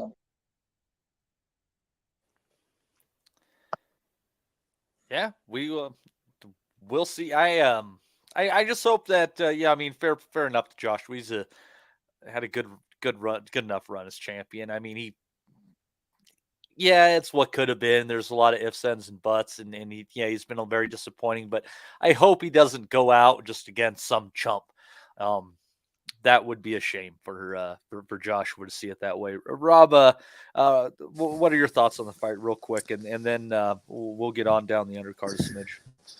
Yeah, I think I'm just going to cover everything that everyone said, because we've been in the Nutters group chatting and everything, discussing it already. Look, I thought it was a very, very tentative performance from him. I thought he was extremely gun shy. I think he didn't want to be in there. I thought he fought scared against a guy who couldn't really punch, and that was very telling. And to be honest with you, I think the making of this fight, instead of going straight to Dillian White, tells you a lot about what's been going on behind the scenes with Joshua. Obviously, the two defeats to Usyk and the one against Ruiz have fucking completely crushed him. Like, he's a shit. Like, he always looks spooky when there's always looks like there's something spooky going on in the ring when he's in there. Last night, constantly looking at Derek James, he's like, even he was doing this with McCracken in the fights when he's in trouble as well. It's like he's looking for help, like what to do. So I think, so much has been made of the fact that he didn't have much of an amateur background and then was Olympic gold medalist and what he achieved in that. But I think in the pro ranks, when he's in deep waters, you see that there's a basic lack of fundamental boxing IQ and smarts that Fury has in abundance and the other fighters have in abundance that he just doesn't seem to have. I think he was getting by on his power. He was perfectly matched, as Ozzy said. Look, Eddie Hearn is a genius in a lot of ways. We give Eddie a lot of stick on here, deservedly most of the time. But Eddie saw the gap in the market. Fury was fat as fuck. He was after failing the drugs test. He dropped out of the Vlad rematch. He pushed the sanctioning bodies to fragment the title, and he picked up the trinket with Charles Martin. Defenses against Eric Molina and these kind of Dominic Brazil, these guys who have gone on to do jack shit in the sport and be basically cannon fodder for anybody on the come up. And they exploited the situation and took it to their advantage. Again, eventually, I suppose, building towards the mega fight with Tyson Fury or Deontay Wilder, all the while protecting their cash cow. Things haven't got to plan. They haven't got that big fight with Fury out of the way, and Usyk's thrown a spanner in the works. And to be honest with you, I said this before, I kind of fear for Joshua's mental state. I think there's so many people around him rinsing the last pound note out of him. I mean, Jesus Christ, Eddie Hearn's like Winston Churchill on Saturday trying to rally people to go and subscribe to his own. The boxing nation holds its breath, and Britain and all this shit. And really, they're... How many of those 300 to 400,000 new subscribers actually switched off there last night? Well, I tell you, you'd be disappointed if that's the fucking... I mean, look, a guy's 6'6" and he won't punch through the target. The shit that he's doing wrong now and last night, he's been doing wrong for his whole career. And I suppose that was the catalyst for the likes of Boxing Asylum and the other kind of hardcores who sport to kind of question the fucking Sky Sports narrative and the Eddie Hearn narrative of this guy being the second coming of Muhammad Ali. I mean, the way they used to market him, bringing him out in the white robe and the fucking stay humble and this, that, and the third. And it was just all a big, massive marketing machine. And the guy is feeling the pressure of that, along with the fact that he's possibly not that good. It's the stuff that he's doing wrong. He's 6'6". He's pawing with the fucking jab against a fella smaller than him, 2 stone lighter than him. Pawing with it, throwing it out tentatively. Get behind the fucking jab. You're a monster. Go and put it on this guy. Walk him down. That guy wouldn't win a fucking round off any top heavyweight. I don't give a shit. He gave a good account of himself and all. He hung in there and he didn't fucking let Joshua bully him. And he answered back. And yeah, the cards were a disgrace and the ref was a disgrace and the commentary was a disgrace. But let's have it right. Fucking Franklin wouldn't win a round off Tyson Fury or Deontay Wilder, and Deontay Wilder would absolutely evaporate him. Joe Joyce would beat him into submission. And AJ, I'm not saying he struggled with him, but he struggled to look good against him.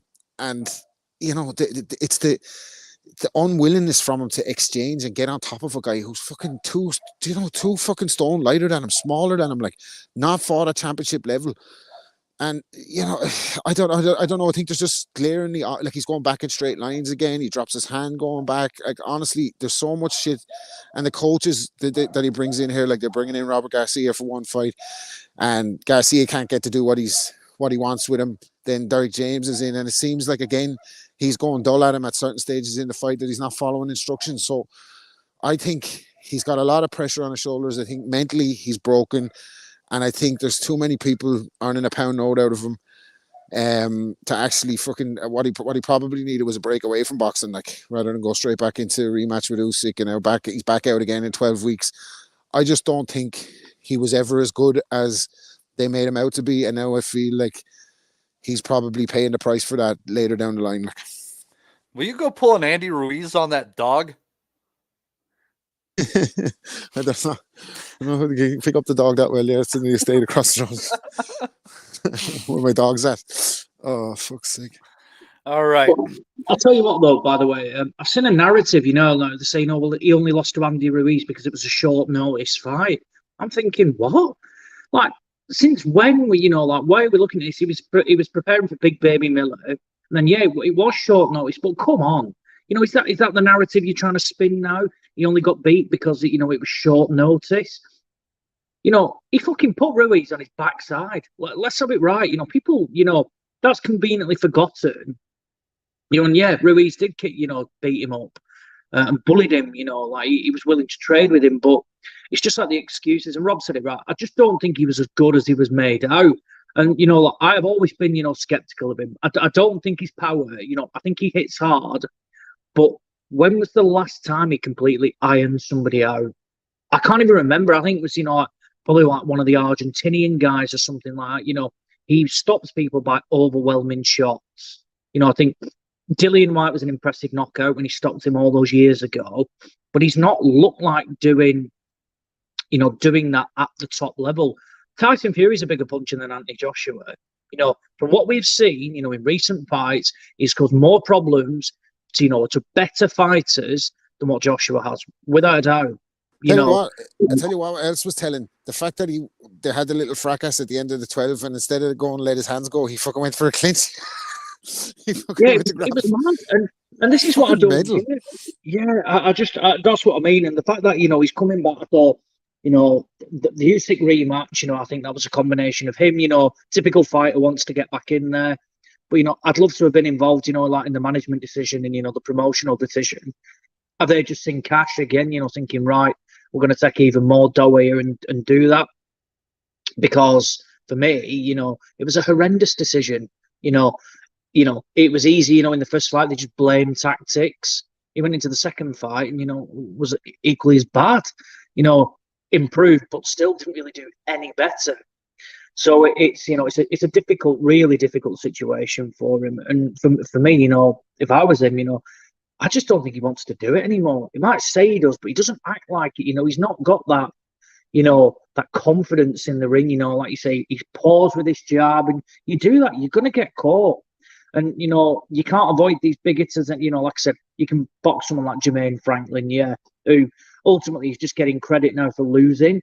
You know, he's had 2 fights in the UK. He's lost both on paper, but people just give him credit because he's basically better than we thought he'd be. He still fucking lost. You know, let's have it right. Let's not give credit to a guy that, you know, performed a bit. This isn't, you know, like an Anthony Yard performance against Beterbiev, who we completely wrote, you know, gave him no chance. You know, Franklin was fine, but again, it was nowhere near winning that fight. So yeah, it's going to be interesting. I have no idea where they'll match him with next. It's going to be cash. It's going to be in the UK, and I think, you know, you've probably got White as a front runner. I think if Joe Joyce beat Zhilei Zhang in a couple of weeks. And I think for me, Queensbury, Joyce, you know, and the rest of the team need to do everything they can, you know, to get that Joshua fight next. Try and, you know, shut Dillian White out of it. You know, you've got an opportunity to become a mandatory challenger. I think, you know, is Joyce a mandatory or one of them? You know, so you've got, basically that is that can be a golden ticket, you know, to potentially, if you beat Joyce, you'd be fighting for a world title next after that. Utilize it in that way. They need to be doing everything they can to get that fight. I know somebody said it, that will sell incredibly well. You know, people will watch it. I don't think, you know, they'd hesitate in letting that fight being on DAZN either. And that's a big fight for the UK, and that works. Or we don't see Fury Usyk and it's Fury Joshua, but dealing with Tyson Fury at the moment. I'm a massive fan. But when you've got that bell end of a dad involved who, chats all this shit and stuff like that, Tyson Fury is just as bad as well, making stupid demands. And he's not come out well of all this Usyk stuff. I don't think Usyk's team are completely innocent either, by the way. But I think Fury's clearly the issue and clearly hypes himself more than he's actually worth. I think he sees himself as like this Canelo, Floyd Mayweather attraction. Yeah, he does tickets, but does he draw like real dough like those two? I'm not so sure. And he's just asking for basically unrealistic purses, which, unless somebody hates money and they just want to give it to him, they're not going to be paying. So, yeah. And just a quick one on the undercard. That stoppage in the Fabio Wardley fight was fucking terrible from Howard Foster. It is up there with one of the worst I've seen. Look, like Coffey was quite negative, gave it a bit of a go, but he was just riding the punches on the ropes. He was fine. I put out a tweet last night. It reminded me of when Ian John Lewis stepped in when he stopped Enzo Macronelli against Oval McKenzie. And Enzo Mac looked up and just went like, "What are you doing?" And that was exactly the same. It was an appalling stoppage. And I'd like to say if it was the other way around, and that was Wardley on the ropes and Coffey throwing all those shots, there is not a chance Howard Foster would have jumped in and stopped that. And as for the commentary, Andy Lee, who I'm a massive fan of, but initially saying, it was a correct stoppage. Well, had Howard Foster had been refereeing when he was boxing John Jackson, Andy Lee would have been stopped probably twice in that fight.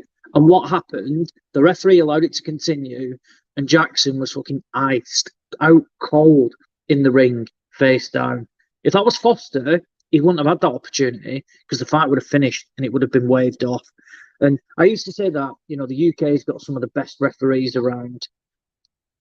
I disagree on that now. I think the shit. They are awful. Week in, week out, whether it's judges' scorecards, not getting to grips, with like holding, clinching, etc., or poor stoppages. We're constantly criticising British referees, and I think gone are the days from where we had, like a real good crop of quality officials. It's now non-existent.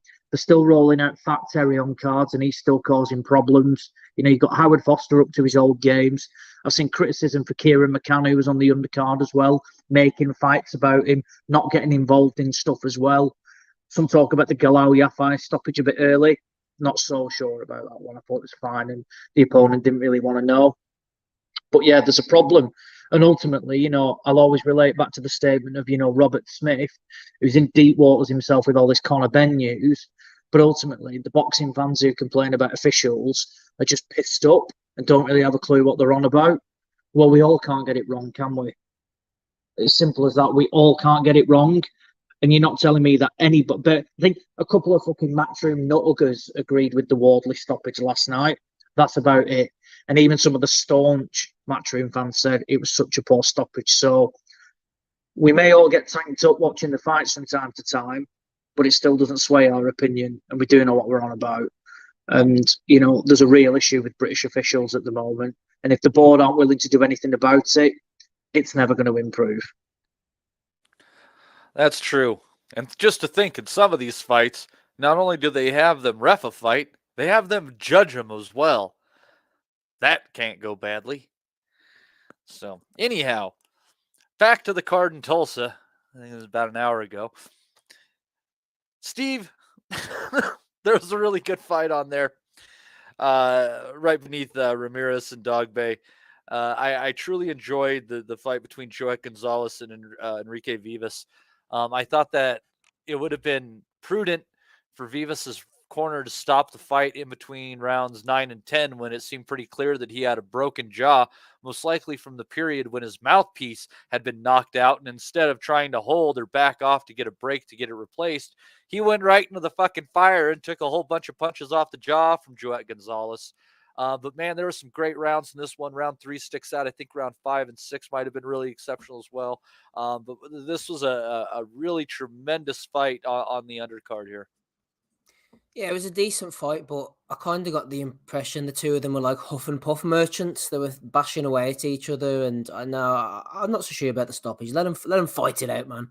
They both had similar styles, high action, lots of punches, not really big bangers. I know the jaw was an issue, but they were both looking to land those hooks to the head and to the body as well. I think realistically, just to be very quick with this, both are B-sides, really, aren't they, to better fighters rather than becoming anything in their own right. Joette's going to move on and fight again, get a nice payday, but he's never going to really amount to anything, which I'm sure is exactly what he wants to hear after a career best win on a Saturday evening is Wellington putting him down. But I think both of these guys are going to toil in obscurity till Bob picks them out as a B-side.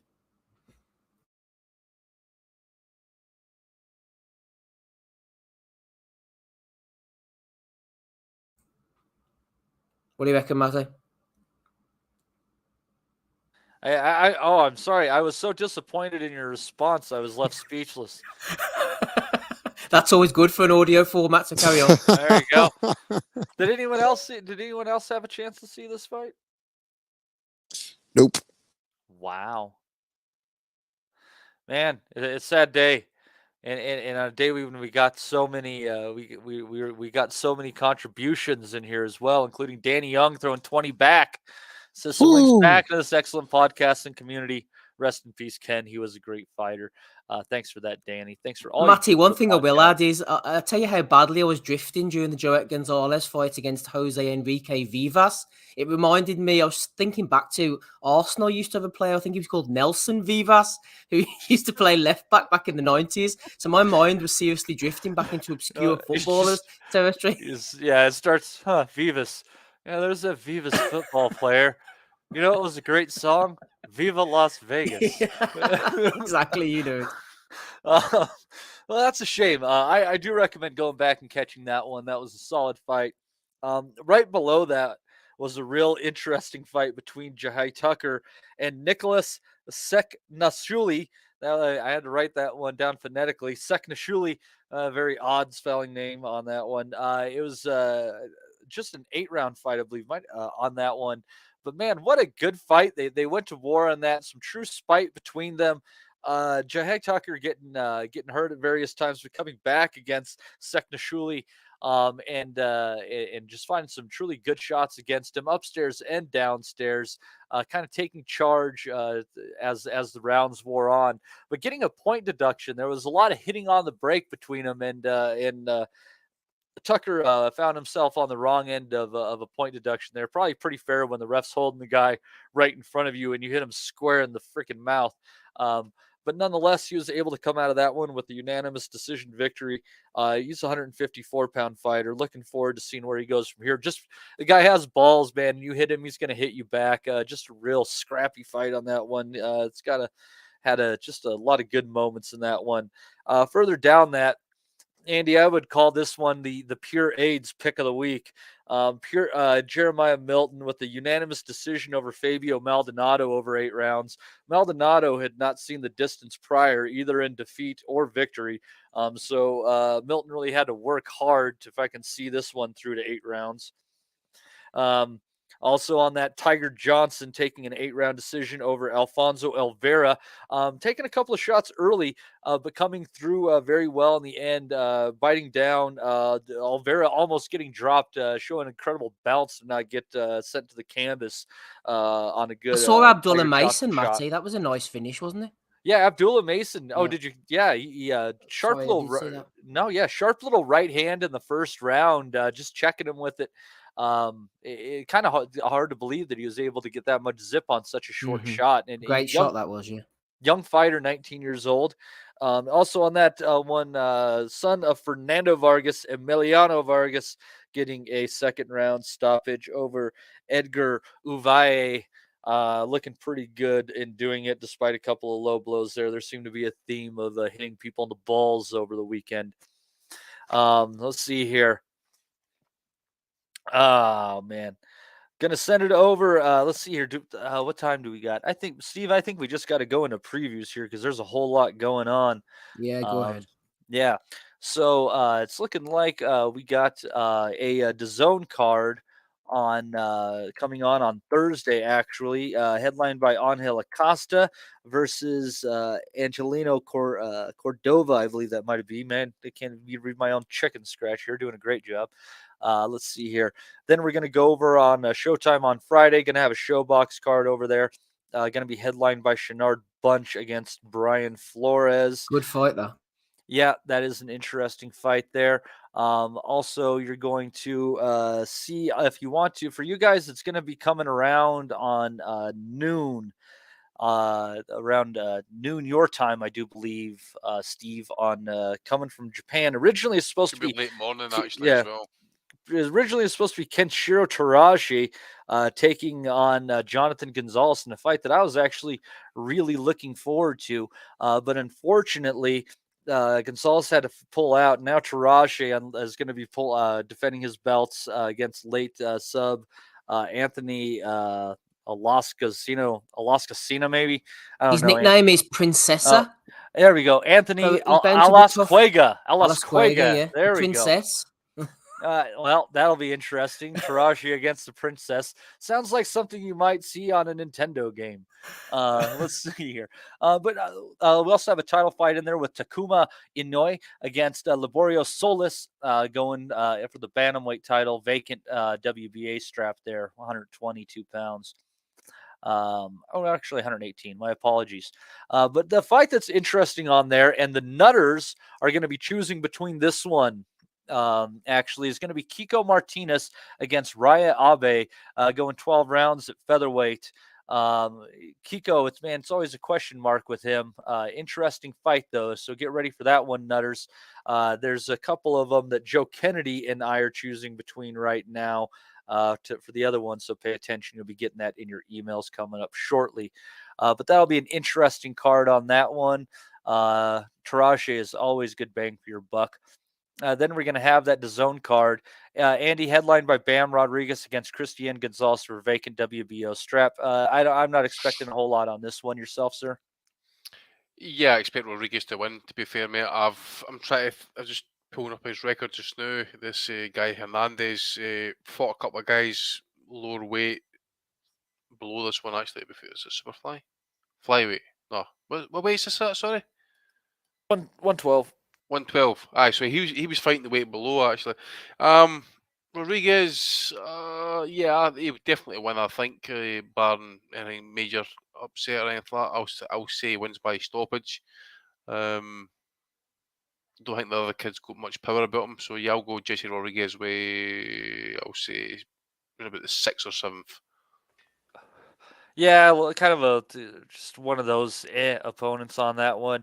Also on that one, MJ Akhmadaliev taking on Marlon Tapalis, defending his WBA and IBF straps.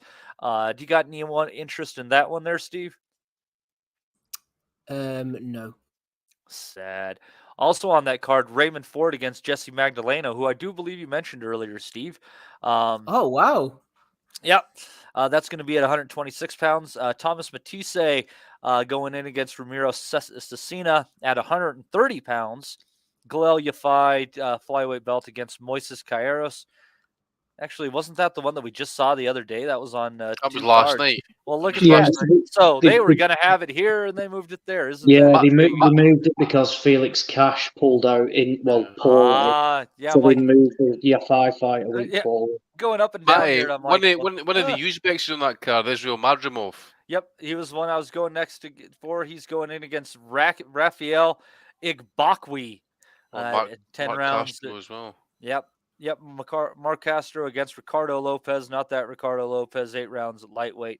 That's a pretty busy card there, man. They better be getting that going early. Yeah, that's okay, though, actually. That's not too bad. Yep. And let's see here. Also, we're going to have a card on Showtime from Carson, California. Always get some good fights on that one.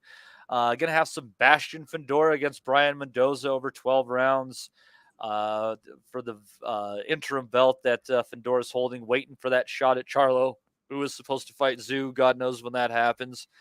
The over-under on both Charlos fighting this year.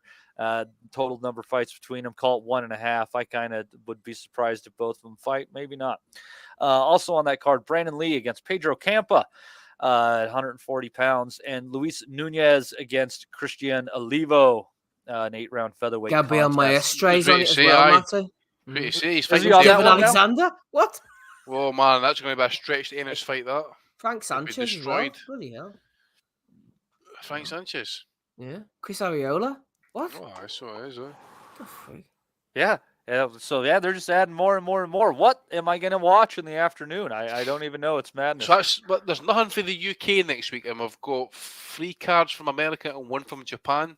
So we've got something for the morning, nothing for night time, but we've got something for Sunday morning. Before we go that far, Oz, are we missing something in the UK? No. No. I don't think so. No. I look, there's nothing next week now. Shakur Stevenson next week as well, isn't he? Yeah, it's just a couple of small old shows, I think. Man, it's rough. You don't even have the Constantine Ursus of the world to bail you out of this one. That's pretty awful. I mean, Eddie. I mean, you look at Eddie's card there last night, and he's wanting credit for putting shows on in America, Australia. That's good, but where's the quality control? Same goes for BT as well. This shows have been pretty horrific, and Top Rank and Sky have been horrific as well. The quality control in the last 6 months or so, and I know we've had some good fights this year, Matty, before you think I'm moaning, but really, for all the different subscription channels and pull us in and all that type of thing, the fights and the depth of quality has been shocking. Poor, yes. Well, let's go over to the card from Newark, New Jersey. It's going to be on ESPN Plus and also the main stuff on ESPN, probably 10 Easternish. Headlined, we'll get to this fight. Let Rob get his piece in on his boy. Shakur Stevenson against Shuichiro Yoshino, undefeated Japanese puncher in the lightweight title eliminator. Over 12 rounds, Steve. Over 12 rounds. Good. Jared Anderson in his first 10-round scheduled fight against George Arias. Keyshawn Davis taking on Anthony Yigit over 10 rounds. And then Damian Neba taking on Curtis Harper at heavyweight over 8. And then some of the Olympians on there. I got Troy Isley, Bruce Carrington, Kelvin Davis on there in respective bouts. The two that Joe Kennedy and I are discussing for the Prediction League for the Nutters group is going to be either the Stevenson fight or the Keyshawn Davis fight. Let's kick it off with that Keyshawn Davis-Anthony Yigit fight there, Steve. Yigit lost twice, stopped twice in his career, both in the 7th round. And by guys who are good punchers, but don't have nearly the tools as Keyshawn Davis. And you might look at Keyshawn Davis, say he's missed out on a couple of stoppages. Both of the guys he didn't stop, Steve, have never been stopped in their careers still to this day. How are you looking at this fight? I'm loving this fight, actually. I like the way Davis has been moved up quite quickly. This is only his 8th fight. Early on, I wasn't too sure about him, but he's impressed me. That Burgos, yeah, it's hard to get rid of him. He's an absolute survivor. He's been around for a long time. They're already putting him through the WBO Intercontinental route, so hopefully he'll pick up a WBO vacant title very soon, or an interim title. That's Bob's way. But Yigit is a legitimate step up. Last time I saw him, he was fighting against Rolly, and if that's the kind of level, obviously we know what level Rolly Romero's at, so love this fight for Keyshawn Davis as well. And in case I don't get a chance to mention it, I like that Jared Anderson fight as well, actually, because I've seen that Arias a couple of times.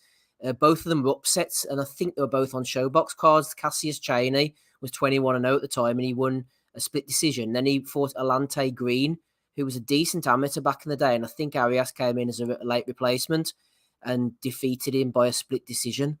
So he's got a couple of wins over prospects in his last 2 fights. I don't think he'll beat Anderson, but he looks like he's handy enough. And I think his dad was a journeyman of the same name. So shout out to George Arias Sr. And you got Luis Arias boxing. You got Arias's up the aces. Arias is up the arseholes. Yeah. So let's see here. That's definitely a good fight. I'm looking forward to that one. Andy, what are you thinking about that Jared Anderson fight? Are you kind of thinking Anderson is a typical heavyweight hype job, or are you thinking this guy plays in the long term? No, I do like to look at him, to be fair. It's no rush and that type of thing. But for me at this point, it's just about levels. It's just like get them up there and get them tested, see durability in that as well, because he's pretty much had it his own way. I don't think he's been past six rounds or something, 6-7 rounds.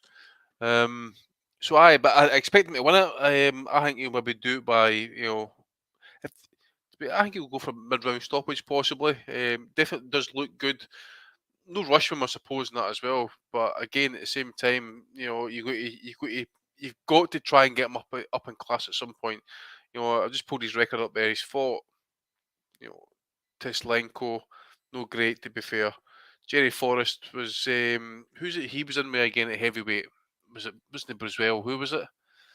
Fought a few guys, hasn't he? He was. Pulev was one of them, I'm sure. Didn't Jerry Forrest beat Jermaine Franklin? That's it. I just pulled it up there. Did he not? Franklin not beat him by split decision or something like that? Yep, and he got beat off Takam as well. So he drew with Zili Zhang. So yeah, I'll say Jared Anderson by. I'll go with mid-round stoppage. I think, mate. To be fair, I think it might be an interesting fight to be fair as well. I agree with Steve. That RS is okay, but for heavyweight, I think he's in terms of size. I think he's not quite small. I think he's not even 6 feet or anything like that for a heavyweight. I think he's like 6'4". Is he? Yeah. They've got listed wrong then. No, Arias is a smaller heavyweight. He's like a bit of a mover, like a Joey DeVecco size, I think. I thought he was saying Anderson size. No, I mean Arias, mate. Sorry. Oh, my apologies. Yeah, a guy that might make Anderson track him down a little bit. That could be interesting to see. You don't want to stand and trade with that guy for sure. I don't know where the hell Rob wandered off to. Is anything on this undercard tickling your fancy? No, mate, not from what we already spoke about. All right. So the main event.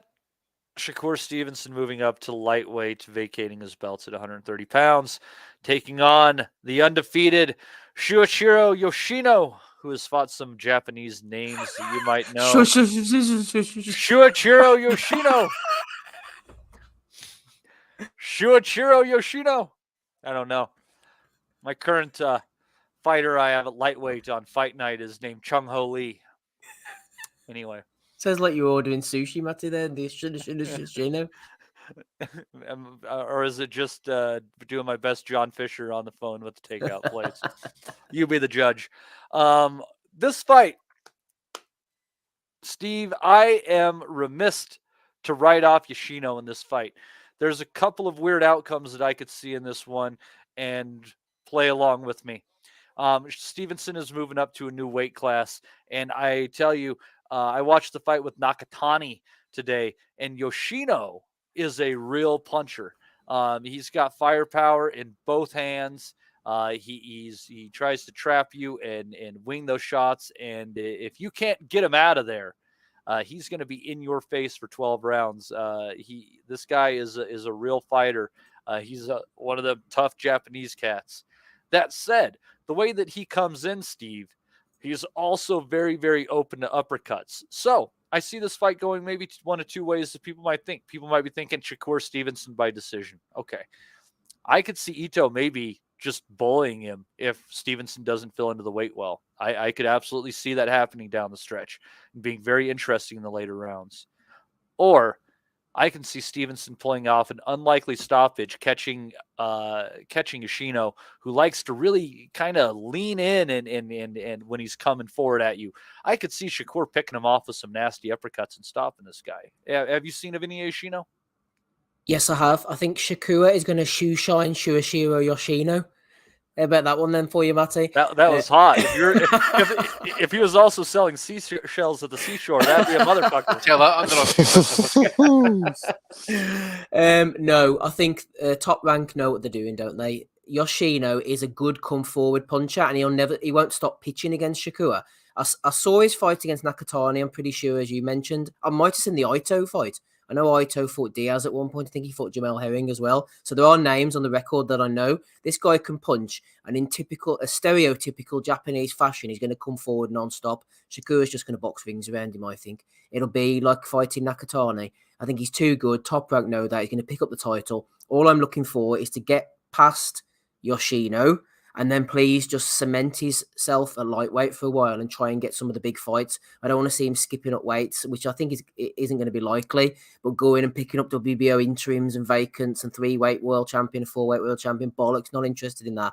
I want him to start fighting the big guys now, the lightweights that are out there. So get rid of Yoshino, get your title, and get yourself into the mix, the 5, 6 kings, whatever it is. I know Lopez has moved up, so whatever the kings are, Shakur can definitely become one of them. I'm not a fan of him, don't really like his attitude, but in the ring, he's absolutely skilled.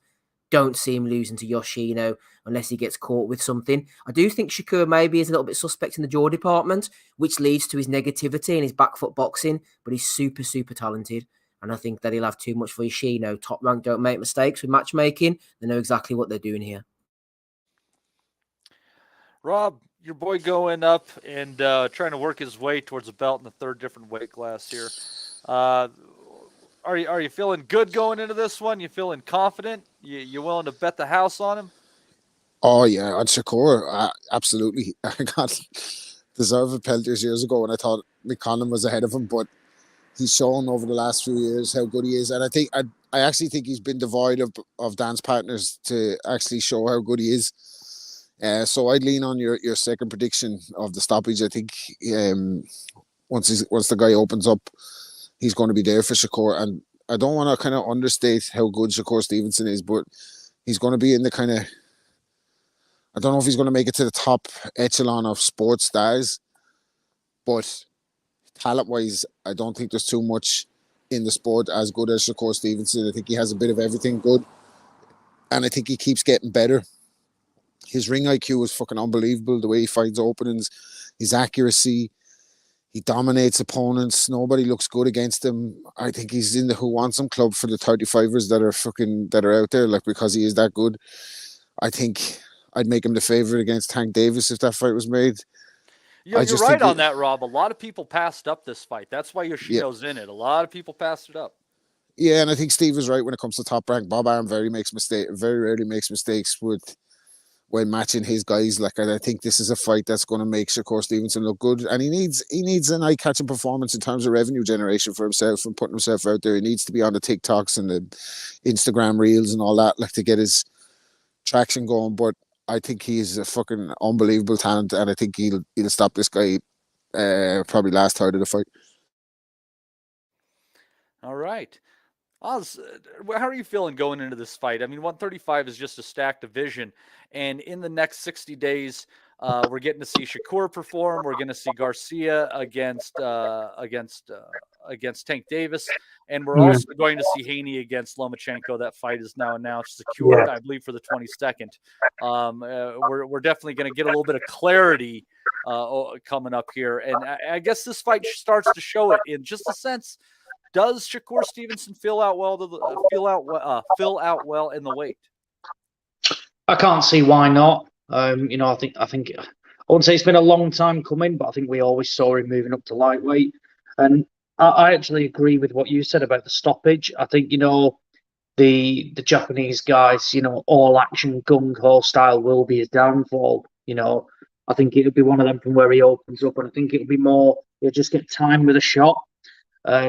And I think that's something that Stevenson probably needs a little bit. It's just that, to get that unexpected stoppage in, in impressive fashion, get people talking about him for the right reasons, not because he's an arse outside the ring and causes, all sorts of trouble and just comes across as a bit of an idiot. Let his boxing do the talking, and I think this is a good fight for it. Steve's right. Top rank very rarely make mistakes when it comes to matchmaking. There's a reason they were happy with this. If they didn't want this fight to happen, they would have made sure it didn't happen. They're confident going into this. I think, we might well see, I don't want to say career best, but I think we could see one of the best performances of his career in this fight. I think the opponent is legit, by the way. He knows what he's doing. He's not just, got this padded record. He has boxed, legit operators.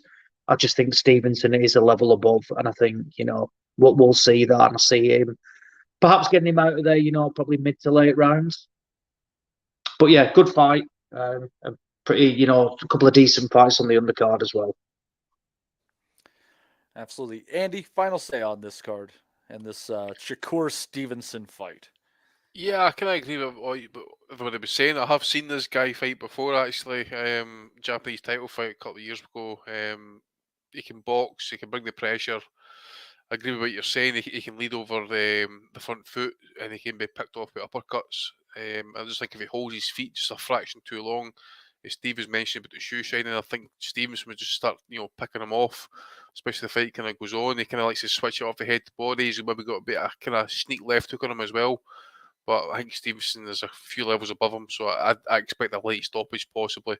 That said, if the Japanese does make a good start and is competitive in the fight, I still wouldn't be surprised to see it go the distance actually in that as well. But again, limited to the level that I've seen him fight at, the Japanese guy, I think Stevenson should be a few levels above him. Yep, it's just a matter of if that will can somehow crack the mind of an incredible fighter in Shakur Stevenson. Now, before I hand it over to Steve, I asked the folks today, with all the cryptocurrency stuff going on, what would you name a Boxing Asylum token? Let's see here.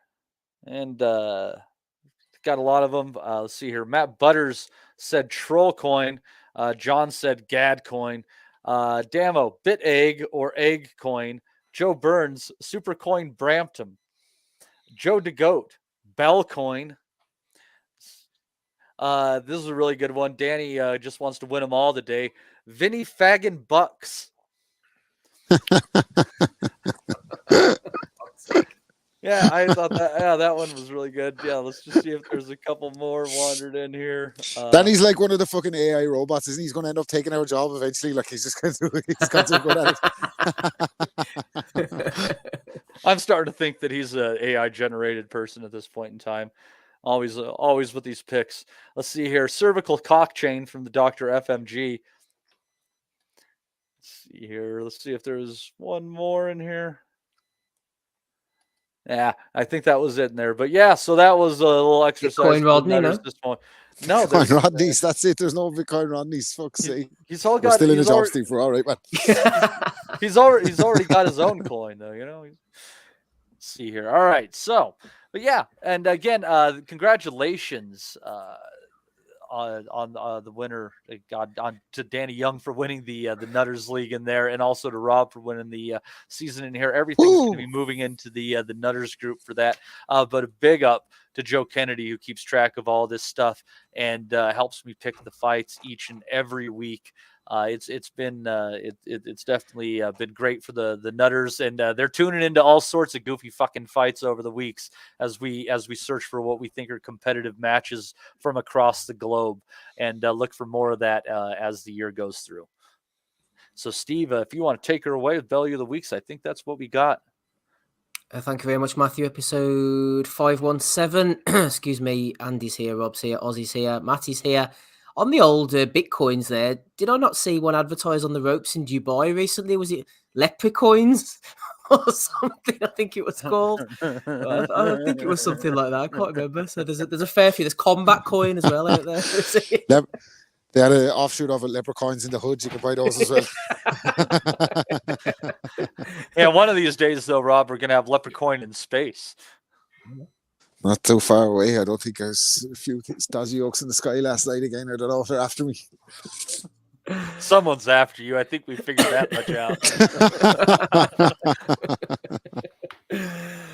Good stuff, boys. Good stuff. Quick shout out in case I forget to the people who've joined us over on patreon.com/boxing asylum. As Matty mentioned earlier, if you want to get yourself into the Nutters group and onto the Prediction League, you can join Peter, who joined us this week. Also, the Armenian Eagle, Wooden Legs, and Warrior Web.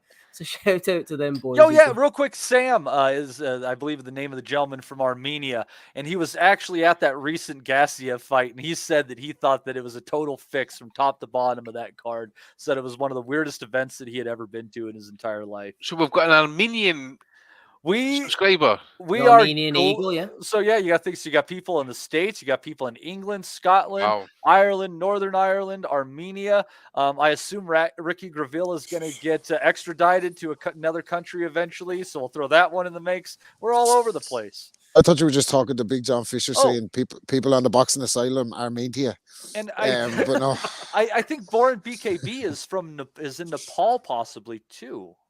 Nepal. He might be Thailand, I think, actually. I think he's in Thailand. He's from some fucking far away from us, that's for sure. Great guys from all over the place. Rob, are we going to throw another Irish one in there? I don't know, unless there's any fucking... Just ignore the messages so you could go in there and brag if you win. What about I'm in it, but just don't put me in the... ask me the question and don't put me in the fucking WhatsApp group. Is that okay, though? Can I have an exemption from the fucking... As long as you got your email, that's all Joe needs. Yeah, we'll do it that way then. And I'm knocking out all bombs in the fucking others group. So hold on. So just remember when you have your polls in the Nutters group, Nutters, just remember that Rob has rejected you, and I hope you weigh that moving forward. I've rejected your polls. Yeah, no people from Poland yet. Need to get one in.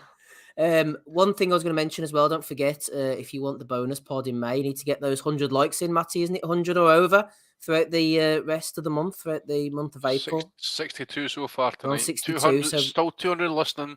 I think Eddie will be listening. Even Ed, how you doing, mate? Yeah, come on. You. Just 62 likes, and there's 17,432 people listening. Come on, lads, get the likes up there. So if we have over 100 every week from now till the end of April, then we'll do a bonus call in for you in May. Anyway, all of you trolls, log out and log back in with your alt account and like it again, and then do what you got to do. We know you have alternate accounts. Use them for the power of good. Damn it. Exactly. And talking of trolls, like a troll down in the sewers, it's the guard himself. He's been spotted to me. At the bell end of the week. It's the guard, and he's spotted a DJ apparently that he's quite keen on, and I'm not really sure why, to be honest. Maybe you can spot why the guard is keen on this DJ in this little intro clip to Bellew of the Week. We saw the passion he has, the fact that he couldn't. Let's just give a shout out to our DJ tonight. Come here. I'm pretty sure that Botticelli painted a lot of the angels on your outfit, by the way. Thank you very much for great DJing tonight. It was great to meet you. Thank you so much. Cheers. Thank you. Brilliant DJ. Fucking hell, man. I don't wanna rock, DJ. Jesus, man. Oh, it's a regular fucking Grandmaster Melly Melon. Jesus. Snake oil, man. Oh, fuck's a great DJ. The guard's begging for her, sorry, to be standing at the top of him, to piss on him so he can go up her like a salmon. Jesus Christ. Dirty bastard. Tell us about the torque you get when you're turning those turntables. Powerful legs. How many RPMs do you think Gad wants to spin her at? Feels like keep your voice on as well, doesn't it? The BPMs on his heart rate were going up a bit there in that clip anyway. Shout out to the DJ Andrea Bocelli painted the fucking what is he fucking out of it? That was a slick move though from the guy there, wasn't it? Like you went like leaning in there for a quick sniff, for a quick kiss. What was I saying? Andrea Bocelli painted him. He's blind, wasn't he? He wouldn't have been much of a good job, like. Say goodbye. As I say, Stetman for that kiss and that sniff. That's for a memory bank wank, that one, isn't it? He's running off to the bogs. That's what he's doing. Aye. Anyway. Box. He's getting one for you, Matty. I bet the guard's even got like a fucking sponge and a bottle of water taken in the toilet with him and pissing down in the toilet seat. There's one for the guard. Woof. Oh, Myra. Woofed. Woofed. Look at the guy in the background. He can't believe his luck. Look at that looks like offspring of Big John's, by the way. Big Foss. La Boche. Man, that takes me back to when I was younger and women like that rejected me. Oh, well, hey Matty, you wouldn't get rejected at Where Music Meets Boxing, Country Box. Oh, Steve, I could be rejected anywhere. Nashville, Tennessee. Clayton Q is performing, apparently. There's food and drinks, 7 pro Oof. fights, Jimmy Adams Promotions, they are. I tell you, that's very interesting. And you know what I caught in the background between rounds last night at the fights in Tulsa, Steve? Country music. After Joette Gonzalez, I think it might have been Gonzalez or maybe the one before that. Were playing John Denver's "Thank God I'm a Country Boy." Yeah, there was country music all over the place. You heard Billy Ray Cyrus, "Achy Breaky Heart," some Brooks and Dunn. So country music and boxing are finally coming together again, and I'm glad that I'm here to see it. Yeah. Fucking burn it to the ground, man. Fuck me. It's about time, I say. Come on, boys. It's about time. Tony Bellew, he was enjoying himself last night. That's one way of putting it. How is this war still going on, Rage Tony? It's 2023, for fuck's sake. The leaders of these countries need to come together and help each other, throwing young people to their graves while they sit at their fucking desk talking crap. Hashtag stop this war. He was trying to start a war of his own at Ringside last night, wasn't he? Fucking Field General Bellew, hey, fuck me, man. What's he on about? Ever since he went on that fucking show with the SAS, he thinks he has it all sorted. Remember, he went to sort out ISIS as well one time, didn't he himself? I nuclear bomb them or whatever it was. Getting dropped out of helicopters thinking he's fucking John Rambo these days. Well, what's he doing?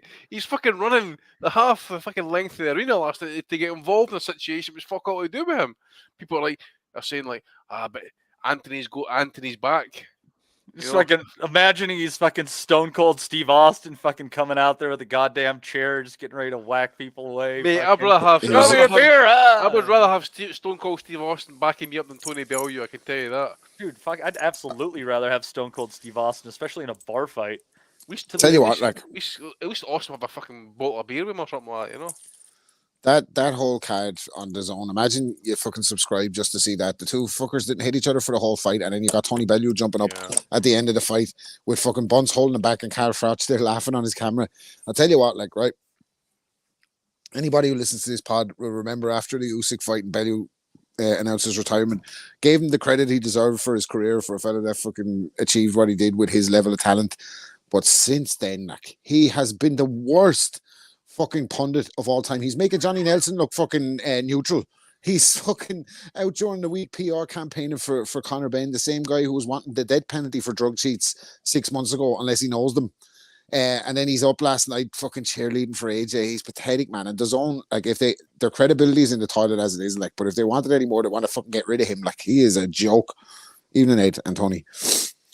You see how good you'd be with depleted cervical fluid. See, right? I don't know if he's how well in is with the Zone and that, but see if that's me or you at our work, we're pulled in by HR with fucking union rep and getting their arses fucking felt. That's just, you talk about, he's supposed to be a professional, and that's how he's carrying on, getting involved in a situation that was zero to do with him. Right? What was going on in the ring was the referee situation to fucking sort out, and the security people. What the fuck's Bellew getting involved for? And then Steve Bunce, the White Knight, getting involved, coming in there on the White Charger. I thought they two weren't talking. I thought Bellew was going to see him. Right, yeah. I'm not answering your question, Steve. Yeah, and then Carol Froch sitting there, the whole world just revolving about him like that. This is flat earth to me, baby. If anybody hasn't seen it, I've got it here, and let's have a look, shall we? If anybody who hasn't seen it, here we go. A 15-0 welterweight in his pod between 2004-2006, and now Lorenzo Reynolds and Tony Bellew exchanging words, and it's kicking off right behind our position here at ringside. Security calling for cooler heads to prevail, and it's all getting a little bit physical. Steve Bunce playing his role as peacemaker. We've known Tony Bellew since he was a teenaged amateur. Steve Bunce divesting of the headphones and just imploring Tony Bellew to keep a cool head. Fucking Steve Bunce with the cravat on there. It's a disgrace, isn't it? That Bunce is wet. Skeletor Salvo trying to sell it as like a big, and Darren Backer appears. I better not get involved here. My hip's a bit tricky here, you know. I do want to run the fucking scene, but Barry Jones in the background. I ain't getting involved there, mate. Fuck that. Oh Jesus Christ! And then Froch with the teeth. Look at what Cedric Sniff says. Bellew running into the battle like there's a fucking belt on the line. There's a vacant belt on the line. Amazing. I mean, Jesus Christ. And then see when he got pulled back and that, it's like, well, it's okay. people can get to see me. It's okay. I'm backing my boy, and that I was like, oh my, it was embarrassing.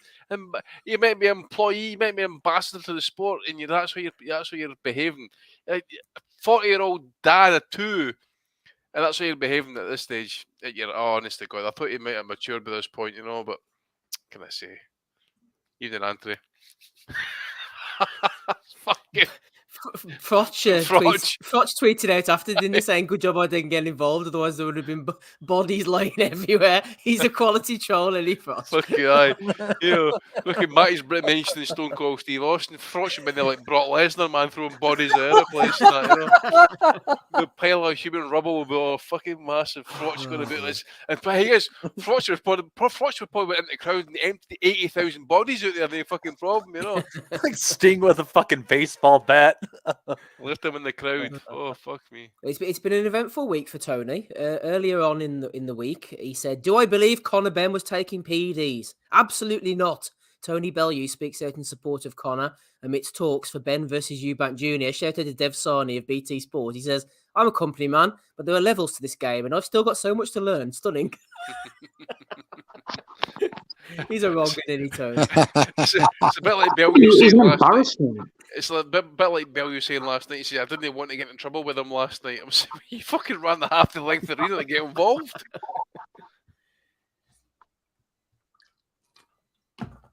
Go on, Ozzy, and you go.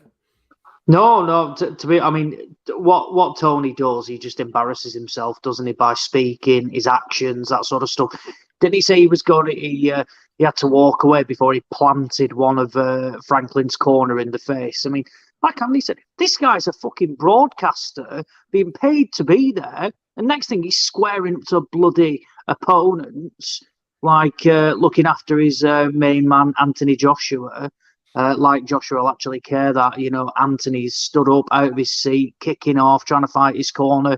But then the drug stuff just gets even worse. I mean, do I believe Conor Ben was taking peds? Absolutely not. He's just a walking contradiction, isn't he? Ban him for life, do this, do that, unless Anthony believes you. And then all rules go out the window. The guy, he's a walking Bellew of the week every week. Here's one for Bellew of the week. Derek Chisora has confirmed to Mail Sport that negotiations have begun for him to fight Dillian White for a 3rd time this summer. Who wins? Double knockout, please, man. Fucking end this shit, man. Jesus. Is that true?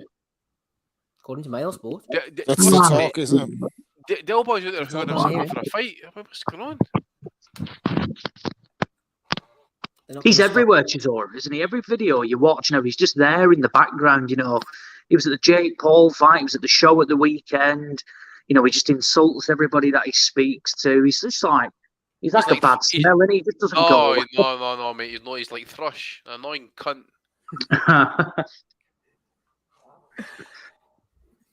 Well, he might fight Dillian White for the 3rd time. Who knows? So Dillian White's been active. He's been active himself, Rob. Chipping away in the background, he says, staying ready-ish in case some short notice-ish pop off. And fucking size of him. Look at that. In that picture, he looks like he might have to fucking fly Tom Selleck off in a helicopter soon, doesn't he? well, Ryan Deal photo to one of the Dr. Jose Mageo's tweets that says, if you have high blood pressure, abstain from sodium. Drink 8 tumblers of water daily to cool down your system that is overheating. Exercise daily. Be positive always. And delete stress and worrying in any form. Sleep for 8 hours. Your blood pressure will go down. So there's some advice from the doctor. Good advice from Dr. Joseph there. 8 tumblers. Absolutely. Leon Margules, friend of the pod, friend of mine back in the day when I stole his chair and he went mad in Europa Hall. He's been going in on Eddie Hearn, so we can put that beef to one side. It says, over the past 10 weeks, I've spoken to numerous sources, and Hearn's shifting reaction to various cases involving positive test results since 2018 is striking. The performance-enhancing drugs expert Victor Conte believes Hearn is a primary culprit in boxing's failure to control doping. Leon Margules, an American lawyer who has dealt with Hearn, says, Eddie is one of the most arrogant human beings I've ever met. I'm 69 and been in the business over 30 years, and I've never met a guy who more people at the highest levels dislike. These are just opinions, but focusing on Hearn's response to anti-doping cases, a pattern, Andy, of seeming hypocrisy emerges. Eddie, an arrogant human being. Fuck off. Jesus Christ, man. I mean, talk about fucking little boy Poe. Ah, Christ. Look, Eddie is, how can I put this politely?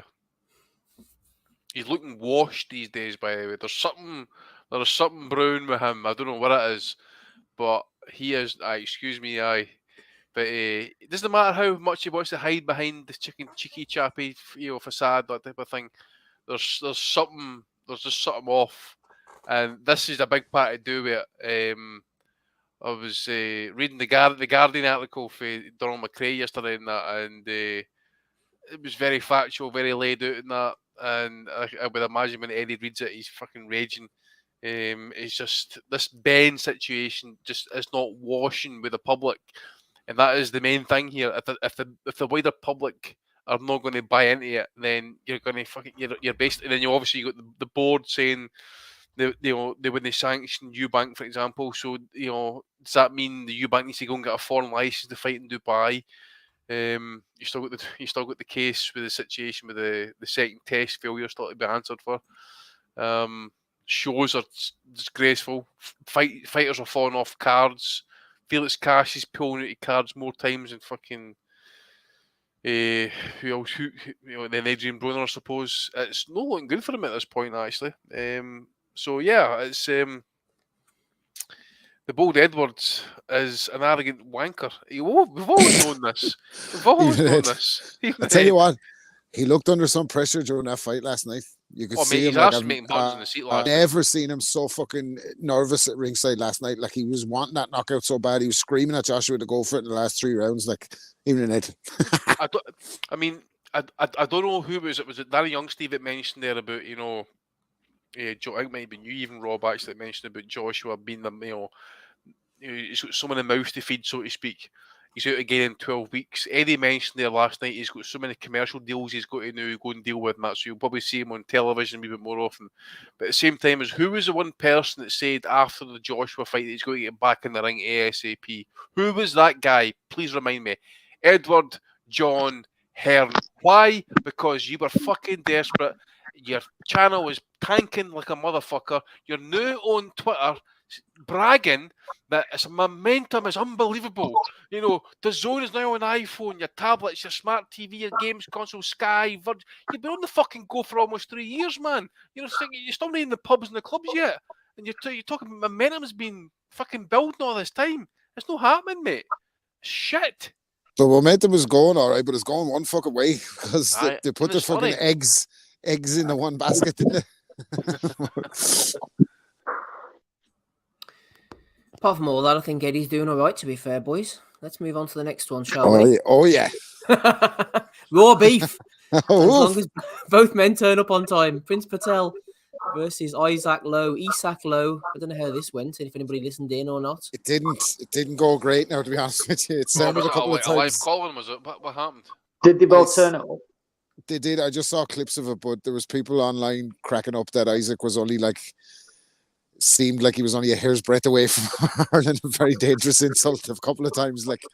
So yeah, it was a mismatch, really, wasn't it? Like, Prince Patel was versus Isaac Lowe, but actually felt a bit bad for him because Prince Patel was mocking his spelling and all at the start, and he was like, "Look, I can't fucking read or write. Like, let's just get that out of the way. I'm a gypsy. I can't read or write. Like, so make fun of me for not being able to write, but I can't write." And I felt bad then after the last fucking, you know what I mean? Wouldn't watch after that. You what brother would say to you, mate? You soft ass motherfucker. Shut that soft ass shit up. That's just soft that shit Soft that shit up. Yeah, I'm glad you watched that. Sounds like well matched super bantamweight contest. Well done to the boys there. They're talking of well matched. Here he is. It's Big John filming in London with Charlotte and Shireen. Is it? Then a tour of Deliveroo offices in London, and then to meet the main man, Will Shue. A real honour for me to meet Will, the founder of Deliveroo. As I'm sure it is. Such good people there, and the building is just so impressive. And looking forward to Will coming round our house to film the Big John Chinese sit down. I mean, it would just be poetic if Big John was like the creator of Deliveroo or fucking Just Eat or something like that. Just Eat. Fucking hell. Next week he's going to the fucking British Hair Clinic headquarters to get his fucking t-shirt lasered off him. Ozzy probably knows this better than me, right? But see people who've got like betting apps and they get banned for winning too much money or for like, you know, whatever it is and that. Can you imagine Big John getting banned off the fucking food apps because he spends too much? They're not banning him. The commission they'll get off Big John's order alone will probably make record profits or something like that. I mean, he's just, the thing is though, right? No one would have cared if he basically just ticked along in the background and thought, right, I'm going to try and lose weight. He made this big deal about it starts Monday, and, you know, basically he'd soil himself on Monday morning, he'd weigh in, and then I've lost a pound or I've lost 2 pounds. And now, you know, and then he just renamed treat night. So every night it's a treat night, you know, it's treat night, it's, you know, oh, we're celebrating this, we're doing that. He's shoveling Chinese down his throat. He'd then have a healthy Chinese, which was better for him. He goes, I'm just having a curry tonight, nothing else. Yeah, John, it's still fried crap, mate. What are you doing? But there's vegetables in it. Yeah, there is. But as well, we've got to remember, he is in credit. He's in his credit. eyes. This is the thing we're all fucking forgetting about. He's in we credit. don't know anymore because he's not waiting for 3 weeks, mate. So Are you sure he's in credit, not in debt to Deliveroo? What does that mean? So he's what's it called? I mean, like I said, he's gone for a curry tonight. He's gone for an Indian tonight. So he's clearly not waiting tomorrow. Sabbath, leave him alone, Ozzy.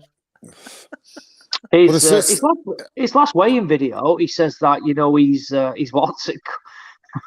There's a comment. Imagine the poor Deliveroo cyclist who has to deliver John's grub. He's broke his back like fucking Tyson. Yeah, spinal. He's gone to the door. he said that, you know, he's had new visions. You know, like he's getting switched on now, and his vision was basically to knock the guy on the head and start shoveling food down his throat again. It is mad. Ozzy, you're losing sight of what's happened here. Like, it's the haters online. If it wasn't for the haters online, he'd have stuck to his diet. Like, there's a lot of unkind people in the world who are making him eat these Chinese during the week. Yeah. You know what I mean? And then ultimately, he's got this like little magazine show on his YouTube, which involves him sitting down with people, interviewing them, eating Chinese food. So it's. He's got that connoisseur, man, of Chinese food. So he's serious about this diet, is what you're saying, Oz. Big A said, absolutely. Big John celebrated my birthday with Chinese. I don't even know the cunt. I'm telling you what you need to do. You need to do what I did, actually. Went to ate real Chinese food. Right? I remember fucking travelling for about 3 days eating a pack of Pringles, right? Because there was nothing to eat in the country. I went to a place called Shangzi, right? And I've got this menu delivered, put in front of me, and obviously not a word in English. So I finally asked the waiter or help with translation. Says, "What's on the menu?" And it was all snakes, right? Motherfucker brought out this wicker basket, right? Dumped it on the fucking. I might have told a story before. Dumped it on the floor, took the lid off it, and all these snakes are fucking wriggling about. I'm like, you motherfucker! Right? He pulls it out. He pulls the gallbladder out, hands it to me. I'm like, says, what do I do with this? He says, you eat. Our Olympic team won many gold medals. I says, no, mate, that's steroids. Right? Cuts the head off it, skins the fucking thing, and then puts it on the thing still wriggling about, cuts it in front of me, and fries it on the wok pan on the floor in front of me, right? All this is happening in 5 minutes, and I'm saying, I ain't hungry anymore, man. Right? I'll tell you what. Pringles. You put that in a black bean sauce, Big John, and have it. No, you need to get Big John and Diamante, Andy, on a motorbike going around Asia together. Could you imagine that for TV? No, motorbike, we just doing a wheelie all around China. Make sure that Big John's driving so the Diamante has cushion when they go flying off. When he comes off. I will say though, I do think Rob really does dislike Big John compared to me though. I think Rob is. I fucking do you know what annoys me about Big John is that the fact that I had to get invested in this story in the first place, and now he won't give me the fucking update. Just tell me that this is the week you're getting it all together, pal. I believed you last week, like fucking asshole. He is fun. I mean, he didn't get to go to the O2 on Saturday, did he? Because he was stuck on the M6 for 4 hours in a crash. Yeah. So That's the other thing that fucking annoys me about him. Everything has to be about him. Fucking people dying in a crash on there. Oh, it's a big crash on the M6. Oh, bush. Fuck off, fam. Yeah. Fucking let the ambulance through, you fucking fat idiot. Get out of the way. Fuck's sake. It's fucking Friday night. We're around the tiles with Big John for a few fucking pints. But we decided to go for a Chinese. And Big John loves a fucking Chinese. Who's doing that, Guy Ritchie? I love them Guy Ritchie films, and they're fucking ruining them for me having that big eat. Oh, here comes Big John. He can move when he has to, can't you, John? Fuck off. I'll tell you what. Of course I can. Big Tyro. Getaway driver. What can he fucking get away from? What can he get away from? There is some brutal comments in the chat. So one of them is, Big John is donating his excess skin to the parachute regiment. That's the Dr. FMG. Bunswick comes in now. A pound a week for Big John is like throwing a deck chair off the Titanic.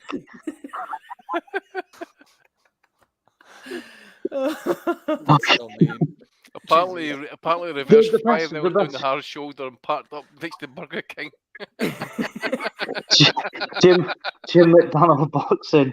Imagine when they open his gut and £5 worth of noodles fall out of Big John. Jesus, we're all from Armenia tonight. Big Jim John. McDonald says as well, the owner of Deliveroo has shares in John Fisher. Poor Big John.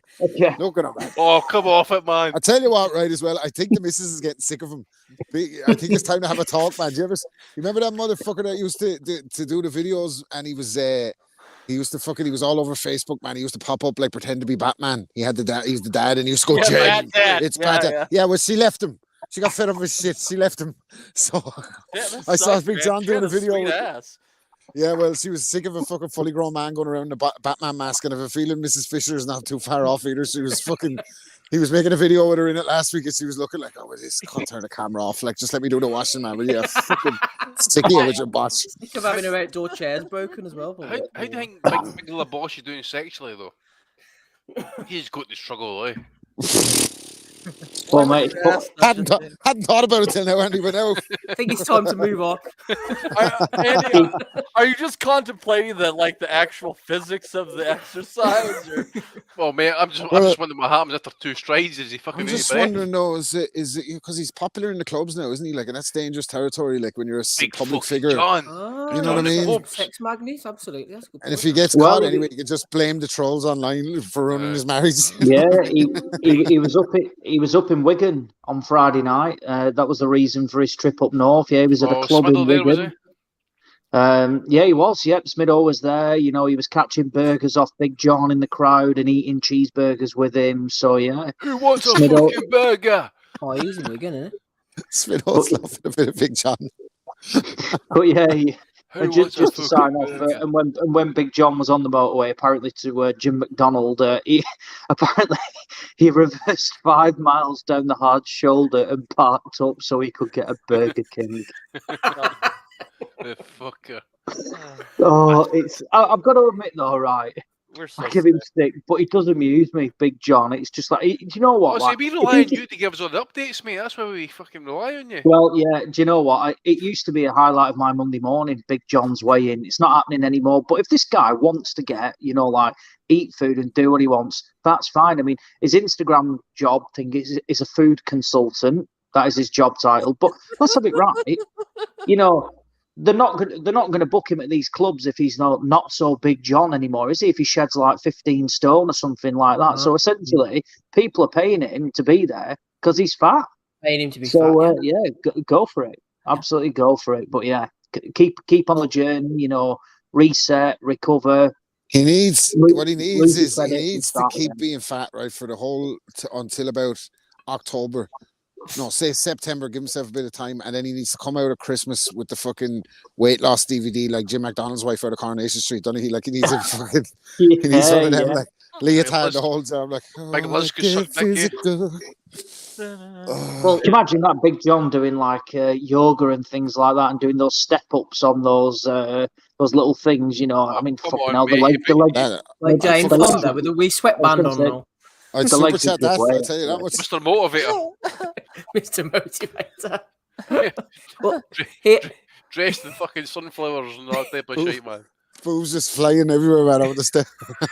before we move on from Big John, Matty, you've seen this one during the week. Liam Wynn, friend of the pod, one of the Nutters, has been updating us every week with his activities outdoors. He's been building a patio and a conservatory and goodness knows what else. And he put up a photo during the week of the latest work. And Ryan Deal got hold of it and turned it into this.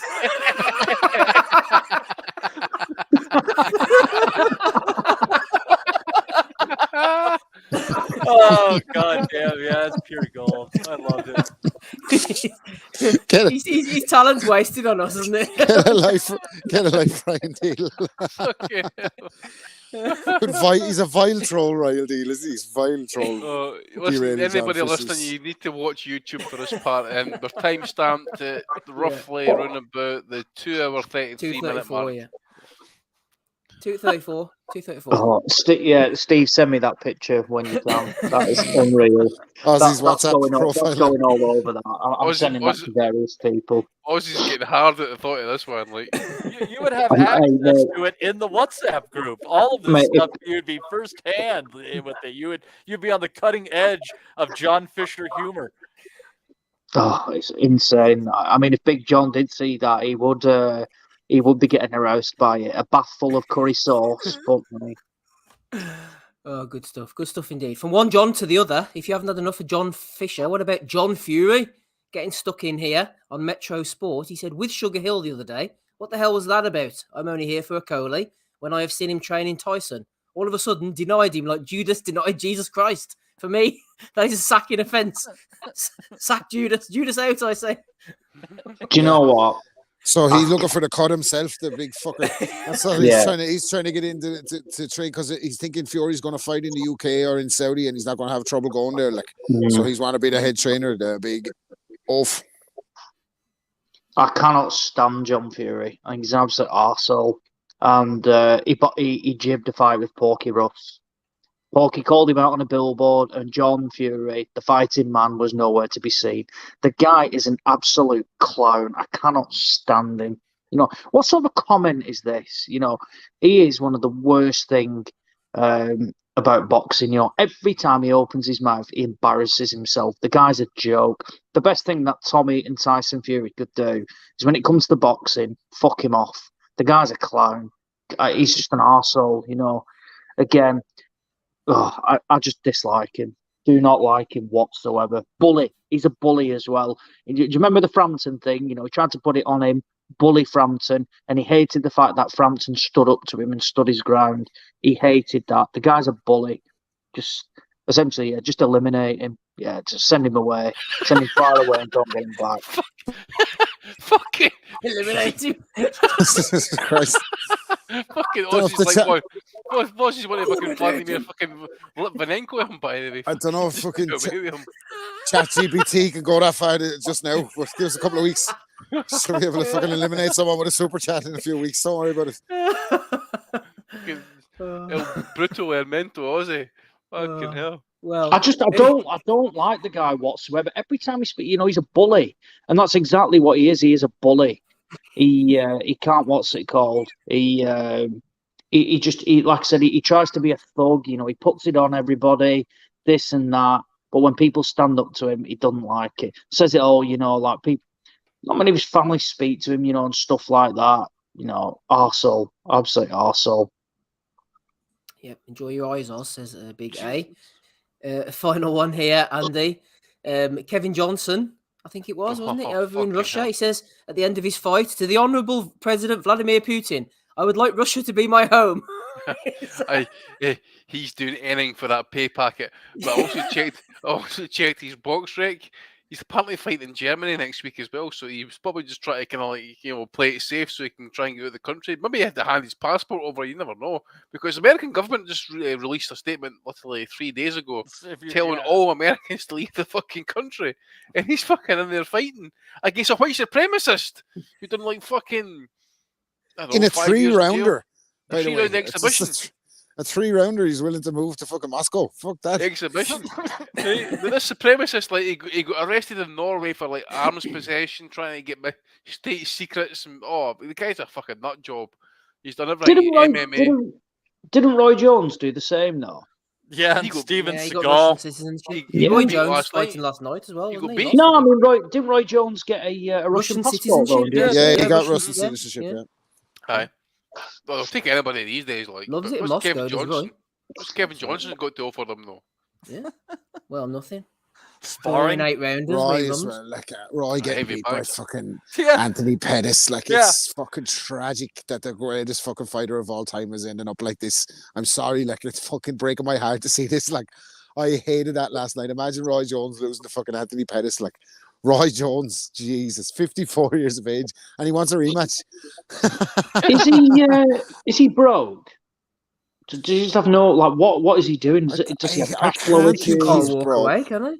I can't think he's broke. Even the Tyson pay-per-view did record numbers. Like, I can't think he's broke. Like, I think it's just he can't let it go. Like, a lot of fighters just can't fucking let go of the limelight. Like, or let go of being involved in the sport and the. He's talking last night about improvements made and everything. Like, he's fucking like he's 54. Needs to get back to the cockfighting, man, He's Roy in Florida. Jones. What's he doing?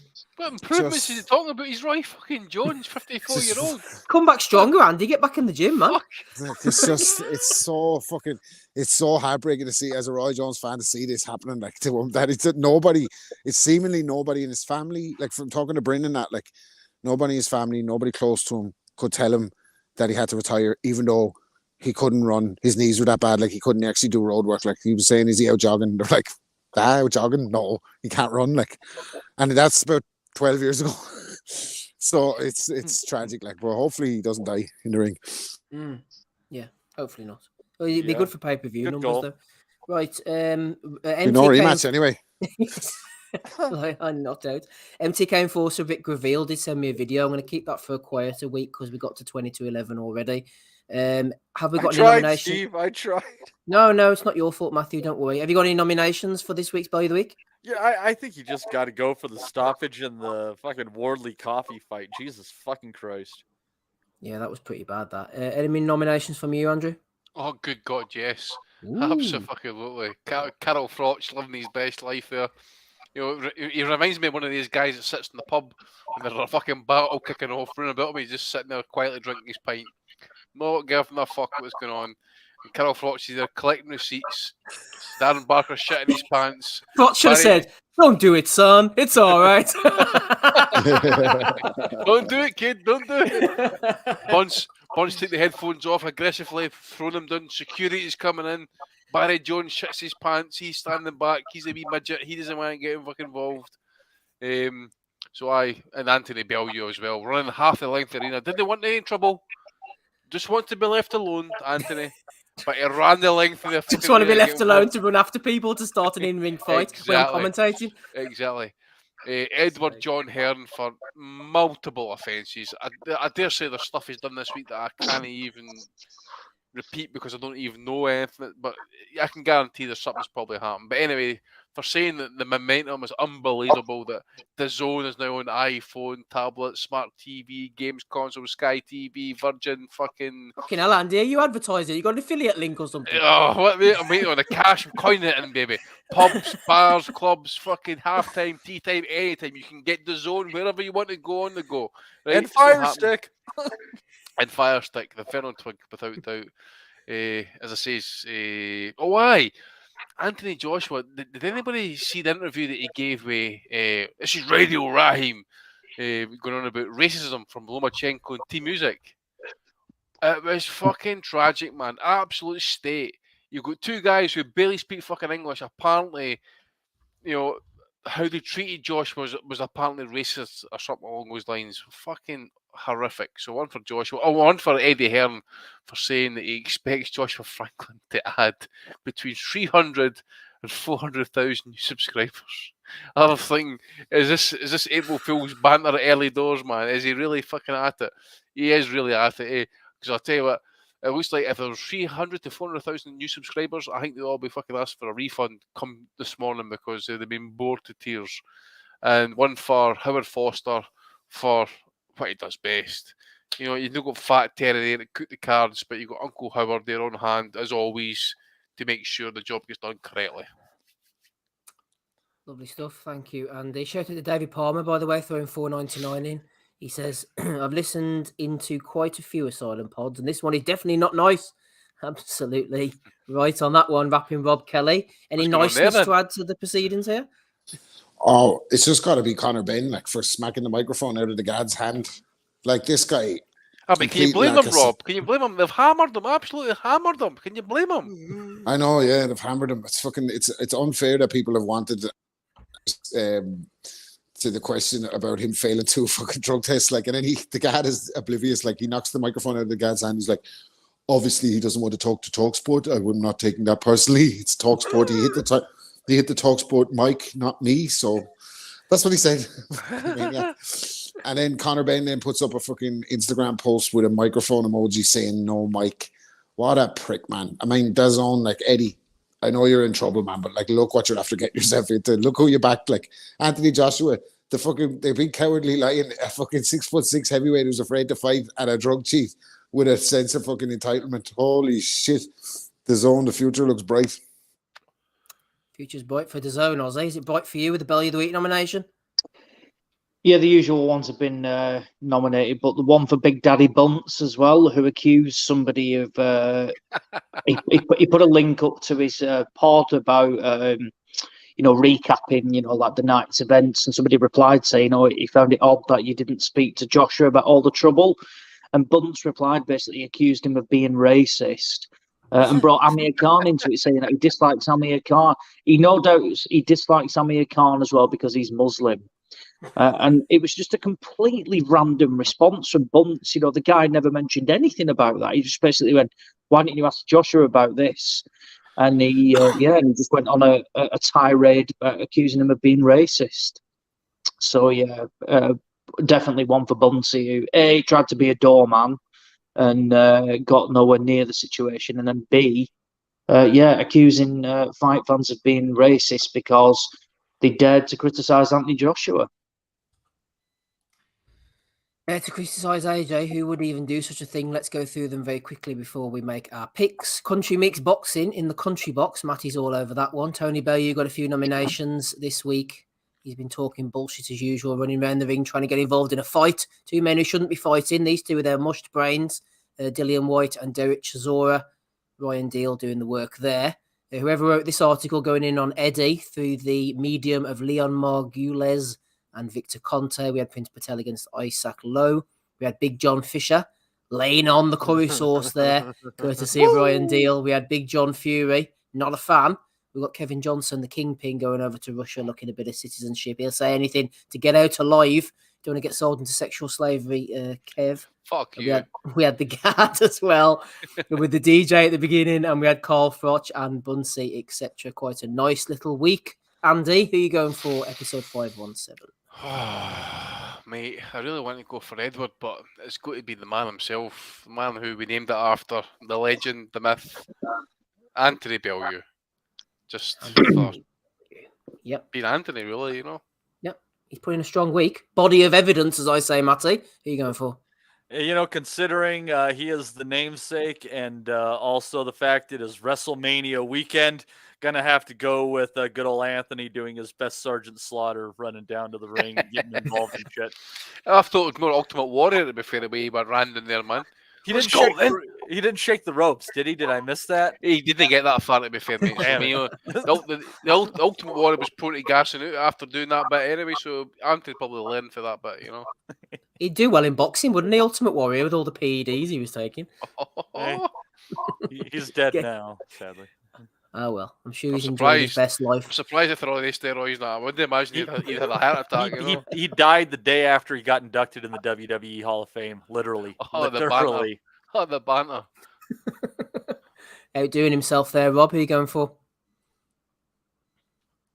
Yeah, it's got to be Bellew, hasn't it? Like fucking muppet. Like he wants second in all seriousness another week. Like, but Jesus Christ, they can't be doing that. Like what could that have caused last night? Seriously, like I know that people got in between him, and David Hay and the Trouble and all were all jumping out in front of him to try and stop him, but like, wow, that could have had serious consequences last night, or in the ring last night. Like, and I just don't understand what the fuck he's doing. Like, apart from making it all about himself, he's a moron. Like, so yeah, Bellew of the week for Bellew.